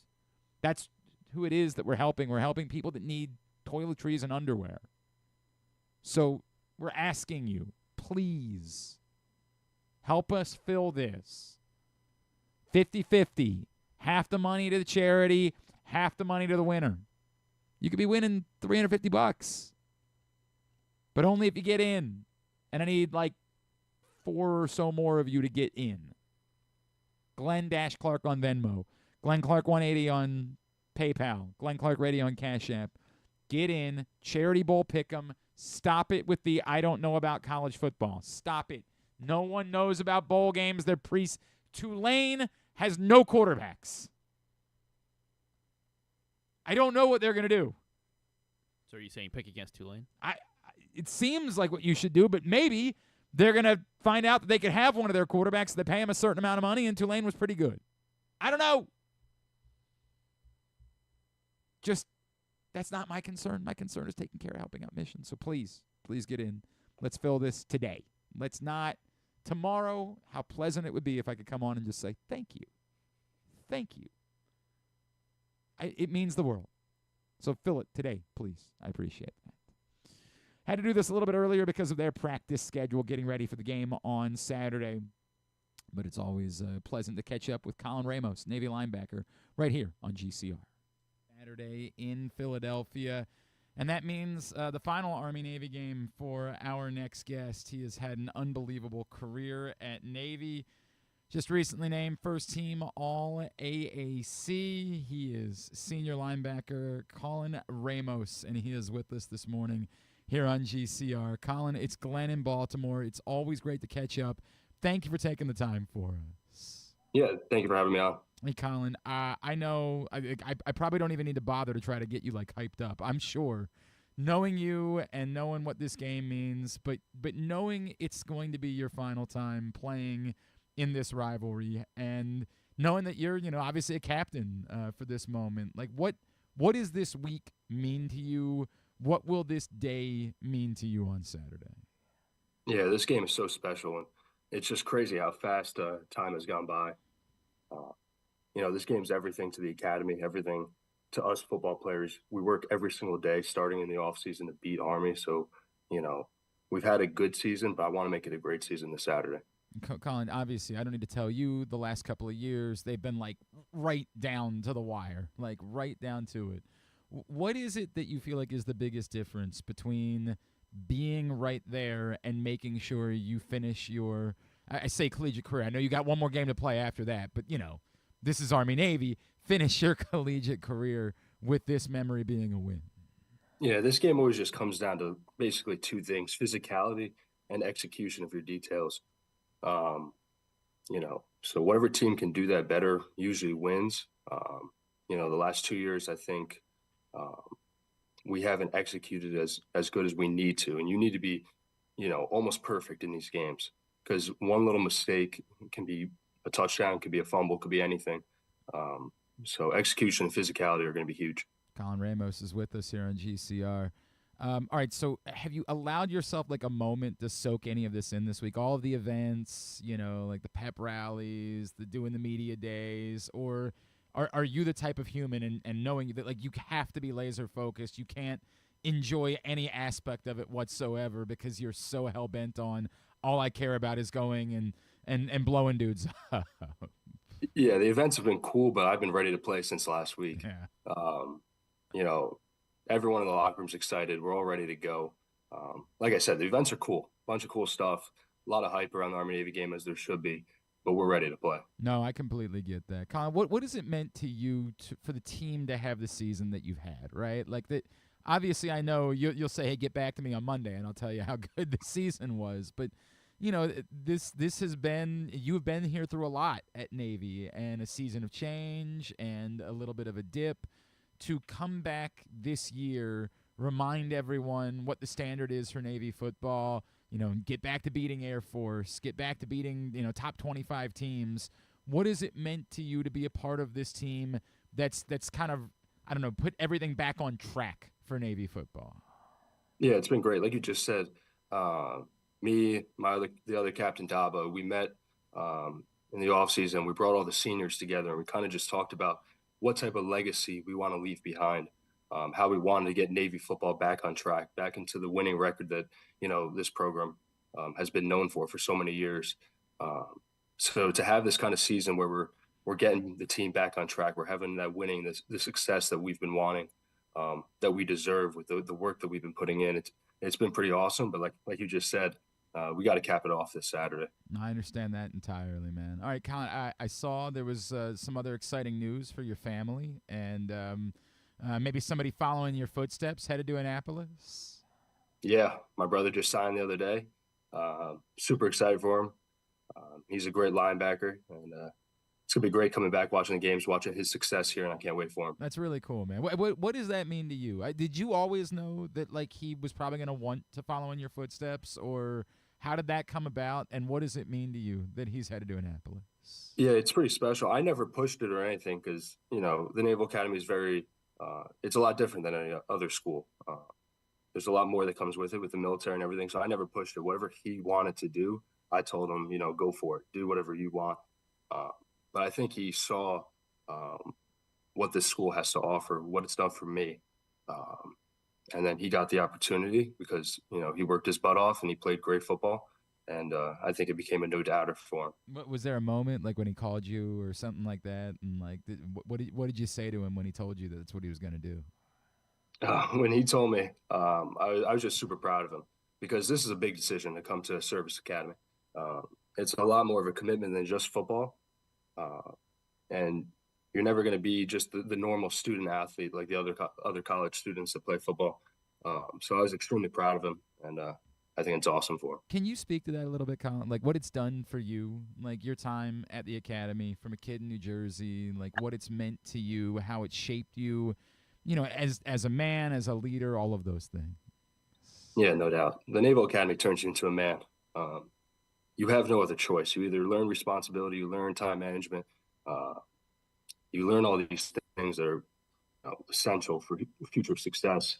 And I'm really grateful for it because it was a punch in the face at first. Mm-hmm. Coming from just high school where I thought I was getting set up pretty well.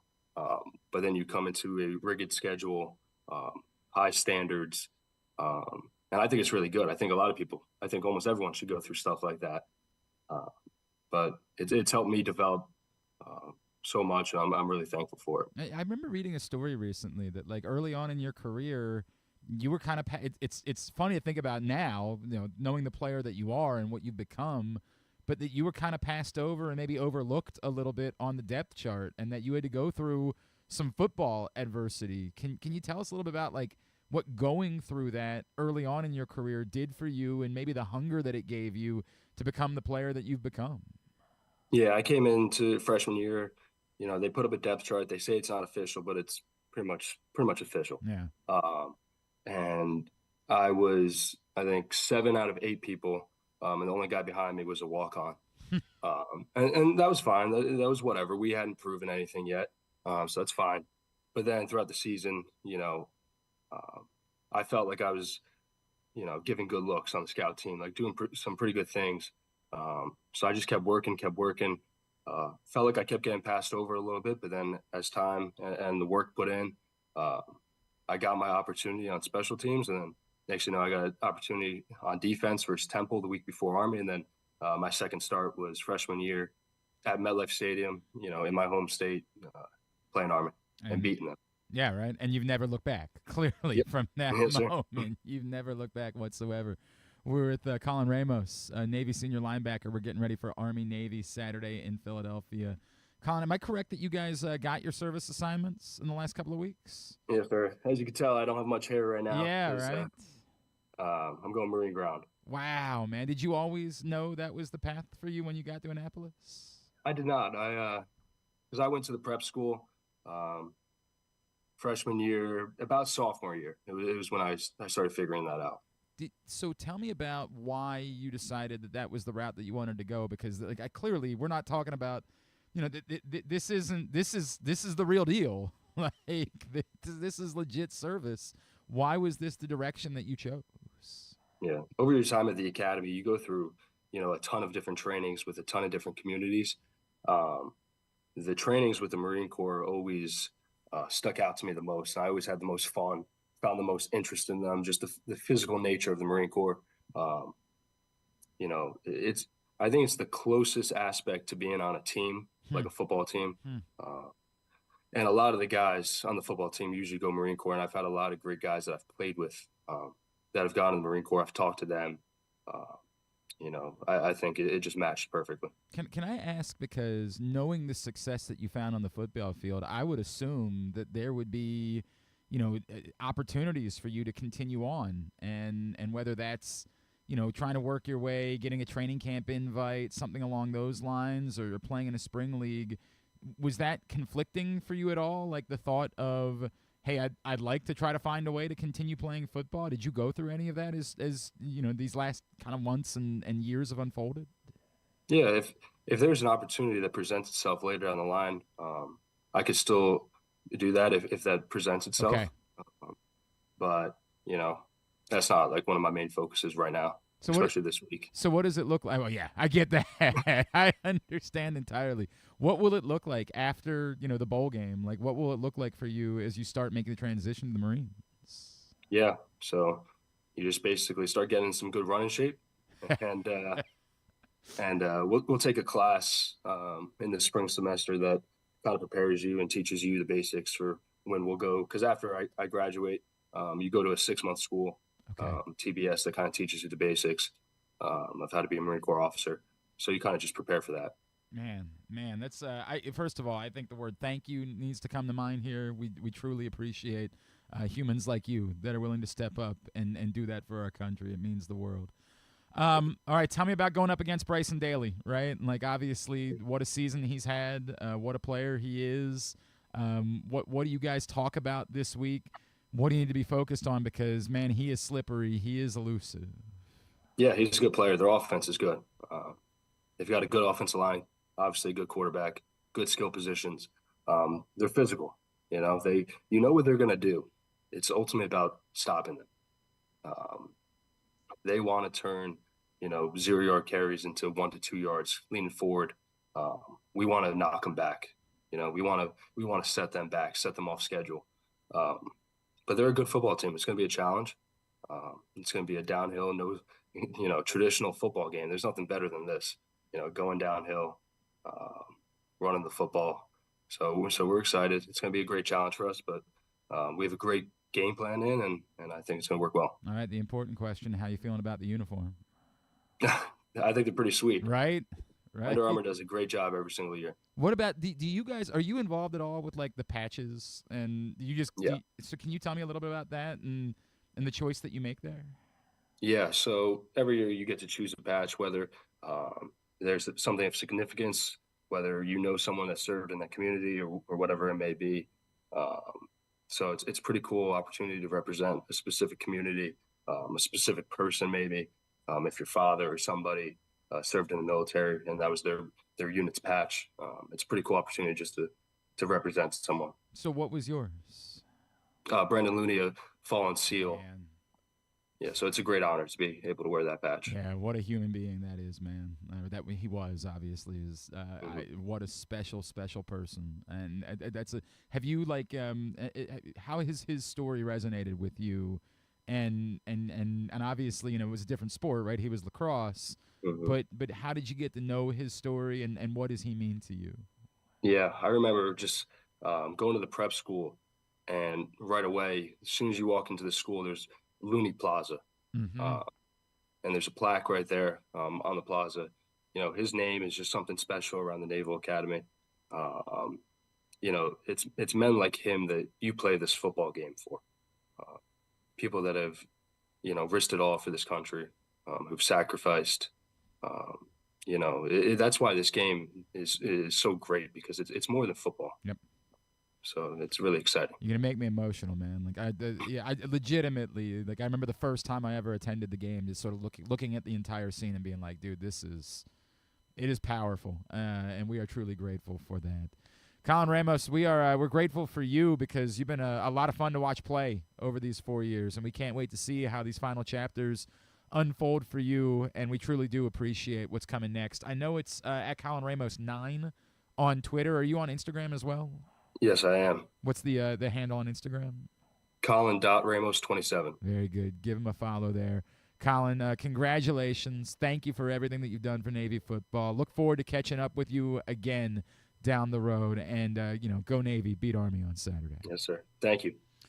That's Colin Ramos, who is remarkable. I mean, just a truly incredible human being, obviously a great football player, but it really has been a joy to watch him play at Navy, and hopefully things go well on Saturday, and he can write a final chapter in the Armed Forces Bowl against Oklahoma for his Navy career after that. So appreciate him taking the time for us this morning. All right. We are winding down here on a Thursday edition of the program. I have mentioned a few times that we are not that far away from the current print issue of PressBox being gone. It's still available if you wander over to your neighborhood Royal Farms and to those hundreds of locations where you find PressBox. You can see this print issue with, obviously, Derek Queen, Juju Reese on the cover. The Baltimore-built duo reuniting this season, former St. Francis teammates in College Park. It's still there, but only for a few more days. And then it makes way next week for a brand new print issue of Press Box, which features our Mo Gabba Sports Person of the Year on the cover. You think I'm going to just give it away like that? Like that? That's no, you got to work a little harder for that. Was it me?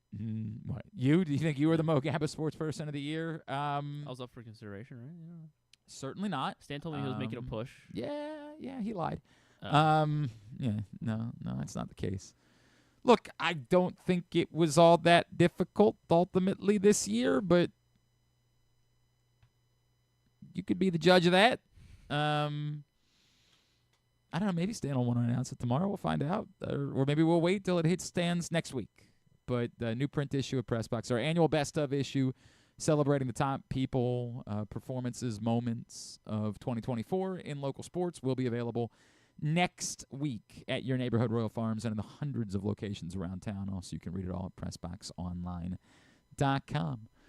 Tidbit tubular to wind things down, Thursday edition of GCR. The ultimate fan experience awaits you at Sports and Social Maryland. See how we're raising the sports bar with our massive 100-foot media wall featuring 40 HD TVs and a 47-foot big screen. Bet on your favorite teams and this year's biggest events at the FanDuel Sportsbook while enjoying your favorite beers and cocktails, plus our delicious takes on bar food classics. Visit Sports and Social at Live Casino and Hotel Maryland at Arundel Mills. Must be 21. Gambling problem? Call 1-800-GAMBLER. Driving in Maryland? Did you know an Easy Pass from DriveEasyMD.com can save you time and money? Of course you did, because you are a thrifty driver. An antenna reads your Easy Pass transponder and automatically deducts the toll from your Easy Pass account. Learn more at DriveEasyMD.com.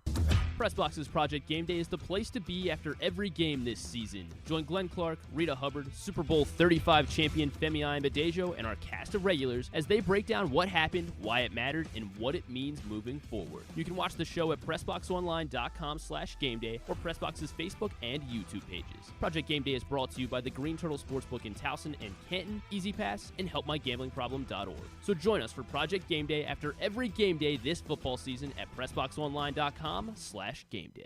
Treat yourself and taste the Baltimore tradition that is the legendary Costas Inn. Hey, it's Stan the Fan Charles. For over 50 years, the Costas Inn has been a Baltimore original, dishing out their amazingly scrumptious, fat, award-winning crab cakes and steamed crabs. Every season is crab season at Costas, so make your plans now by calling 410-477-1975 and reserve your taste of heaven. Sit back, crack some crabs, and watch the Ravens chase down another title on Costas' 15 TVs. On Monday nights, Costas offers their half-pound jumbo lump crab cake with 2 sides for under $30, and there are nightly specials Monday through Friday. So head on down to the Costas Inn at 4100 North Point Boulevard or visit them at CostasInn.com. The votes were all counted, and the results are official. Royal Farms was named #1 for food in the USA Today 10 Best poll, receiving more votes than any other convenience store chain in America.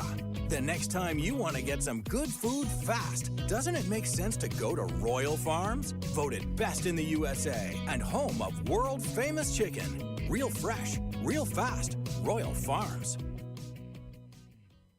Gambling can be a fun and entertaining experience, but there are risks involved. If you're planning on betting on the game at the casino or on your phone or computer, know your limit, stay within it. Set a budget and a time to stop.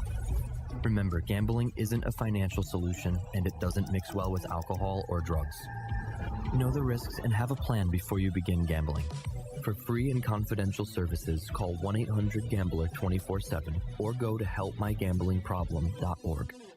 The top high school basketball talent from across the country returns to the Wycomico Civic Center December 26th through 30th for the Governor's Challenge presented by Pohanka of Salisbury. Witness 5 full days of elite competition featuring over 140 high school basketball teams from 16 states plus Canada. Multiple top 10 teams and nationally ranked players will display their talents on the court. Don't miss the best experience in high school hoops. For tickets and info, visit govchallenge.org. Coming back in here with Glenn and the other guy, Garrett, whatever his name is. You know who they are. All right, back in here on GCR as we are winding down for a Thursday edition of the program.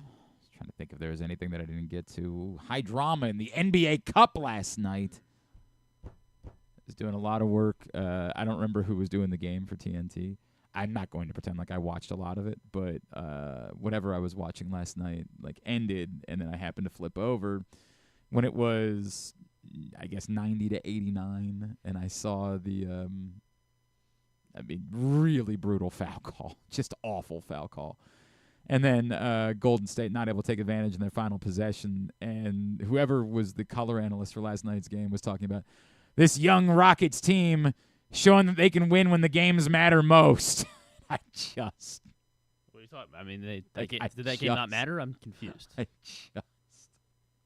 Those kids got like $50,000 on the line.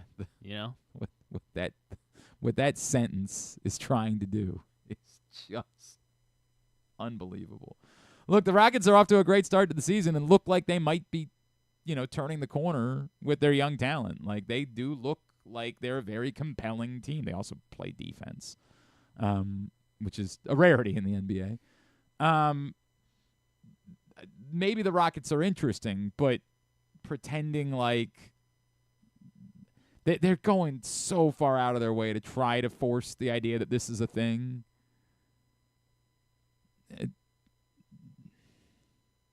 Ask the Lakers.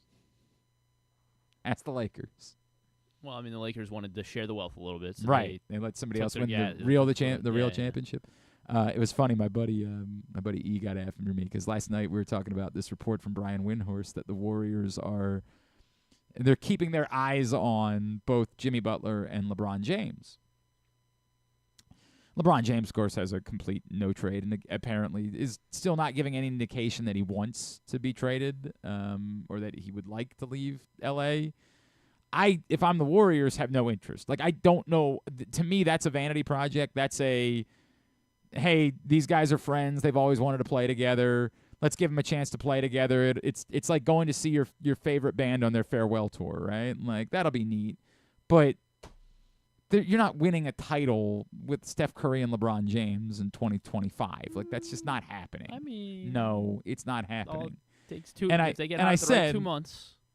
I said I would find Jimmy Butler to be compelling. And my buddy E, who's a Lakers fan, is like, dude, are you trying to suggest that Jimmy Butler is better than LeBron James? And even today, I understand what he's saying. And I don't. But we've seen LeBron James in the playoffs enough in recent years to know that it's the wear and tear of playing and traveling, and you don't get to sit. And LeBron doesn't really aggressively try to manage his minutes during the course of the regular season. I mean, didn't he say he wants to play every game or something? Yeah. Yeah. Like this is pretending like that's not a thing when Jimmy Butler has been tremendous in the playoffs. I would be more compelled. Do I think the Warriors with Jimmy Butler would be the favorites? No, not at all. But I'd be compelled by the possibility. Whereas with LeBron James, I've seen this show in the playoffs in recent years. The one quote-unquote title he was able to win at this advanced age was because there was no wear and tear. Because they got rid of travel and they got rid of the season.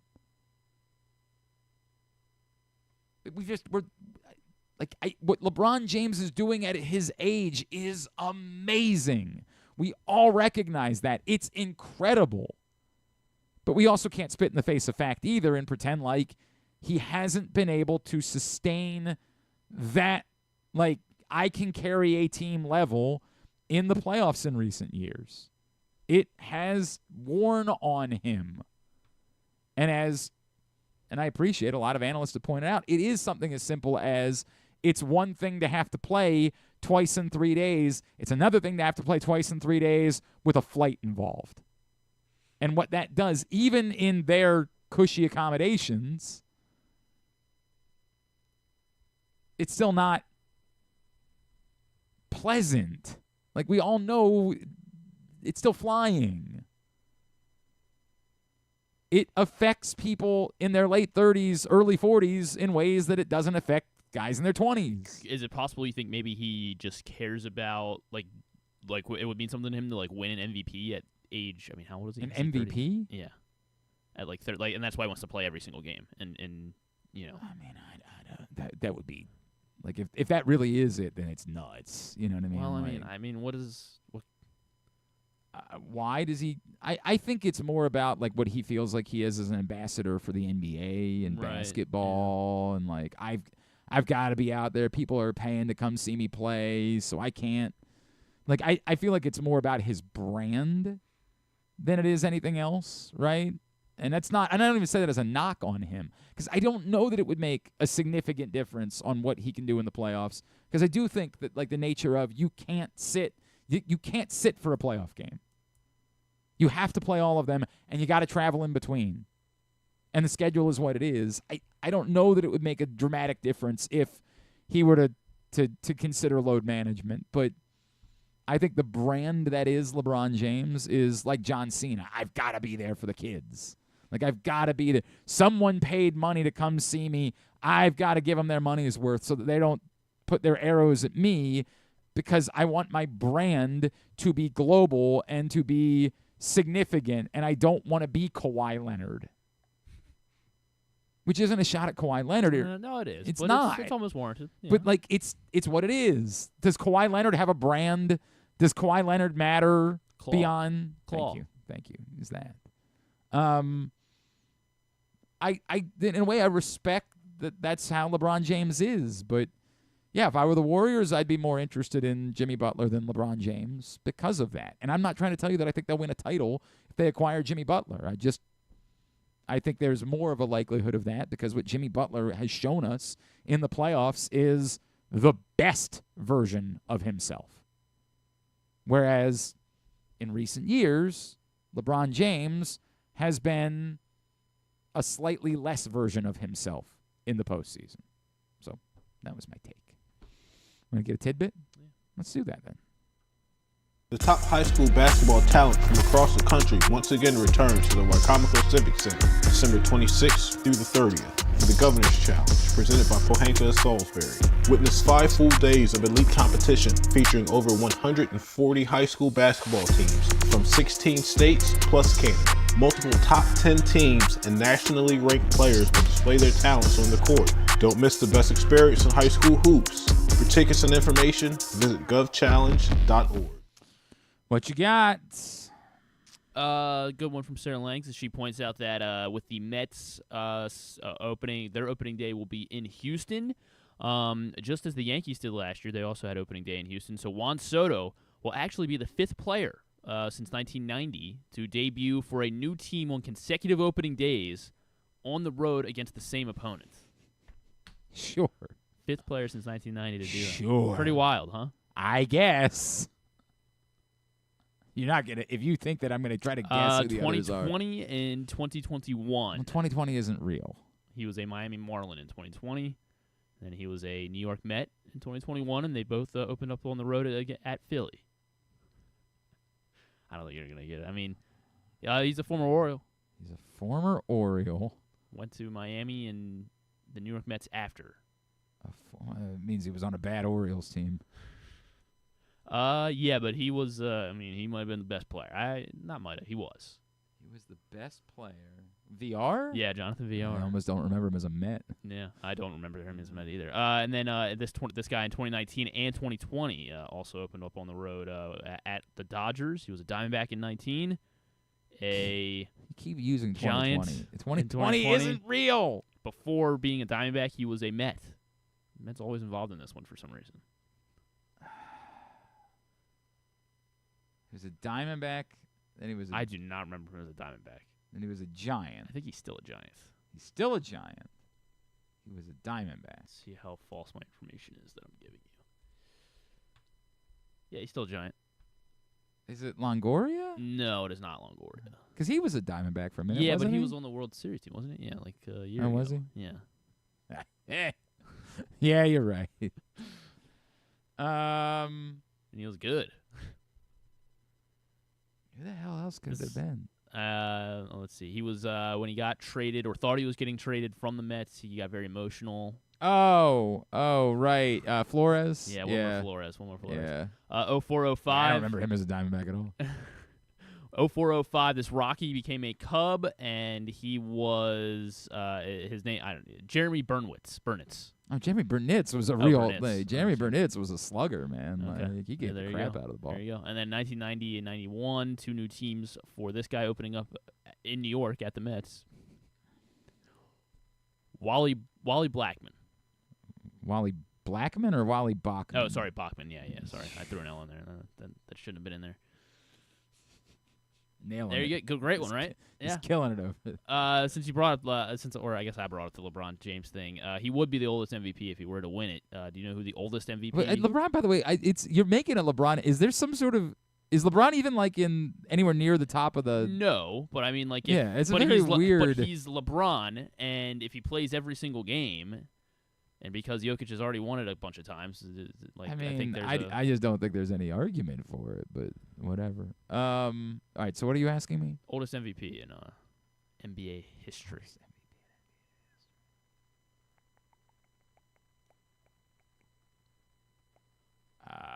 Is it LeBron? It is not LeBron. Okay. There have been 9 guys at age 30 or older to win the MVP. 30 or older. Michael Jordan. Yes, Michael Jordan. He is not. He's the second oldest, though. He's on the. Am I trying to guess? Sure. Yeah, we can do the 9. Sure. Okay. Michael Jordan. Jordan won it twice in his 30s. How about Wilt? Wilt has won it in his 30s. He's not the oldest, but yes, on the list, he won it twice in his 30s. Was Steph 30 when he won his last one? Steph? No. No. Where's Steph? Magic Johnson. Yes, Magic. 30 years old. Not the oldest, but 30. Tim Duncan. Not Tim Duncan. When did he win his MVP? Dr. J. Yes, Julius Erving. He was 30 years old when he won his last MVP in 1981. What about Steve Nash? Steve Nash is on the list a couple times. 31 when he won his most recent MVP in 06. Still haven't gotten the oldest. Still haven't gotten the oldest. The oldest is Kareem. It is not. He is not the oldest, but yeah, he was in his 30s when he won his last MVP, 32 in 1980. So I got 2 more that are left. Yeah, that's yes. 1, 2, 3 actually. 3. Yeah. Son of a bitch. All right. Was Kobe 30 when he won his last one? No, he was 29. Oh, shut up. Stupid list. Mad at me. I'm just trying to think of other MVP winners. That's kind of the problem here. He wasn't the oldest, but he won his last MVP in 1965. Bill Russell? Bill Russell, yeah. He was 30 years old. And then 2 more 30. Yeah, 2 more on the list. Still missing number 1, and this guy was 31. The other guy was 31. You think the age is going to help me? Why? You're telling me like that part. Oh! 94 MVP. 93, 94 MVP. David Robinson? Not David Robinson. He's not on the list. He was 29, I think, when he won his most recent. Hakeem? Yes, Hakeem Olajuwon in 94. David Robinson won it the following year. Is that right? I just saw him. Yeah, he won 95, and he was 29. Right. Still missing number 1. He won it when he was 33. What a terrible guess David Robinson was. When? What did you say? He won it when he was 33 years old and 35. Jesus. 33 and 35. So he won it the 96-97 season, 98-99. Oh, Karl Malone. Yeah, Karl Malone is the oldest MVP in NBA history. Noted good guy, Karl Malone. Well, maybe that's why LeBron also wants to win it, you know. to erase Karl Malone. You keep trying to make LeBron MVP happen. I mean, how he's LeBron. LeBron. Keep trying to make it happen. I don't you're the only human being that's talking about the idea of LeBron being the MVP. My LeBron bet in now. Hang on a second. What are the NBA? I just pulled it up. He's pretty. I mean, he's. I mean, you know, plus 40,000. That's not great. He's got the same odds as Jaylen Brown and Devin Booker and NBA.com is an MVP ladder that they do, and he's not in the top 10. He's I don't think Luka's not winning it. He's not. I mean, in I the think top SGA. 15. I think if I had to make a bet right now, What are SGA's odds? he's plus 330, and then Jokic is minus 115 to win his third. I mean, it's just like it just seems like it sort of defaults to Jokic because he's Right. Such a unicorn that like that's the way it's going to go. He's so different than everybody. AD's plus 55. You want to do the NBA odd? No, I don't. I have no interest in that. Let's do tubular. Let's instead do that. Have you ever thought of taking a cruise to these wonderful destinations with sunny skies and beautiful beaches? Well, wait no longer. We're ready for you to cruise from the Cruise Maryland Terminal. Have a little phrase that you can go from baggage to margarita in about 15 minutes. Choose fun with an array of destinations, onboard activities, entertainment, and world-class cuisine. Contact your travel agent and book your cruise today. Let your adventure begin. All right, we talked about it earlier. Rams and 49ers, they square off to open NFL Week 15, 8:15 tonight from Santa Clara on Amazon Prime Video. And, yeah, that's about it. College basketball tonight. Mentioned Cyhawk, Iowa State, Iowa, 7:30 on FS1. Virginia plays Bethune-Cookman at 7 on ACC Network. UConn Notre Dame women, that's a really good one. Tonight at 7 o'clock on ESPN. And then ESPN has the College Football Awards tonight at 9. Monumental for Capitals Blue Jackets at 7, ESPN Plus and Hulu for Oilers Wild at 8:30, Axis for TNA Impact at 8. Non-sports. Non-sports-wise, sorry, I clicked out of it. What's today? Thursday. That means that, Stephen Colbert gets his big gets. Timothy Chalamet, NFL analyst, college football analyst, right. Timothy Chalamet, along with Sabrina Carpenter on Colbert. Promoting the college football playoff. Oh, that's what Sabrina Carpenter, actually. Nice, that's what nice. she's there to Good do. I mean, she's just why would you want to get I remember the in it? first year they had a playoff, like a 4-team playoff. They did this like weird bit where they wanted a bunch of cross promotion, and so back when Deadspin was still a thing, Deadspin found they were on. Deadspin's still a thing. No, it's not. It has been dead for years, but ABC soap operas were running content. They would write into the show a scene where an actor on a soap opera was like, are you going to be busy on New Year's Day watching the college football playoff? It was so over the top how much they were pushing the college football playoff that first year. The first year was good because it was on New Year's Day. We were all in. That first year was the Ohio State year, right? That was that Cardell Jones. Yeah, Cardell Jones. This is the third-string quarterback at Ohio State, pressed into duty and led them to a national championship. But the games was like, yes. When the games were 5 o'clock and 8 o'clock on New Year's Day, we were all like, hell yes, brother. This is what we've been waiting for. So now there's and then they said, we don't know if we want to do that again. So now there's going to be one game on New Year's Eve. And then 3 on New Year's Day, I think. I believe that's how it is this year. But it's it's not going to be late. It's going to be 4? Not on New Year's Eve. Yeah, on New Year's Eve, it's the first one. At that 4? would make sense. Oh, is it because New Year's?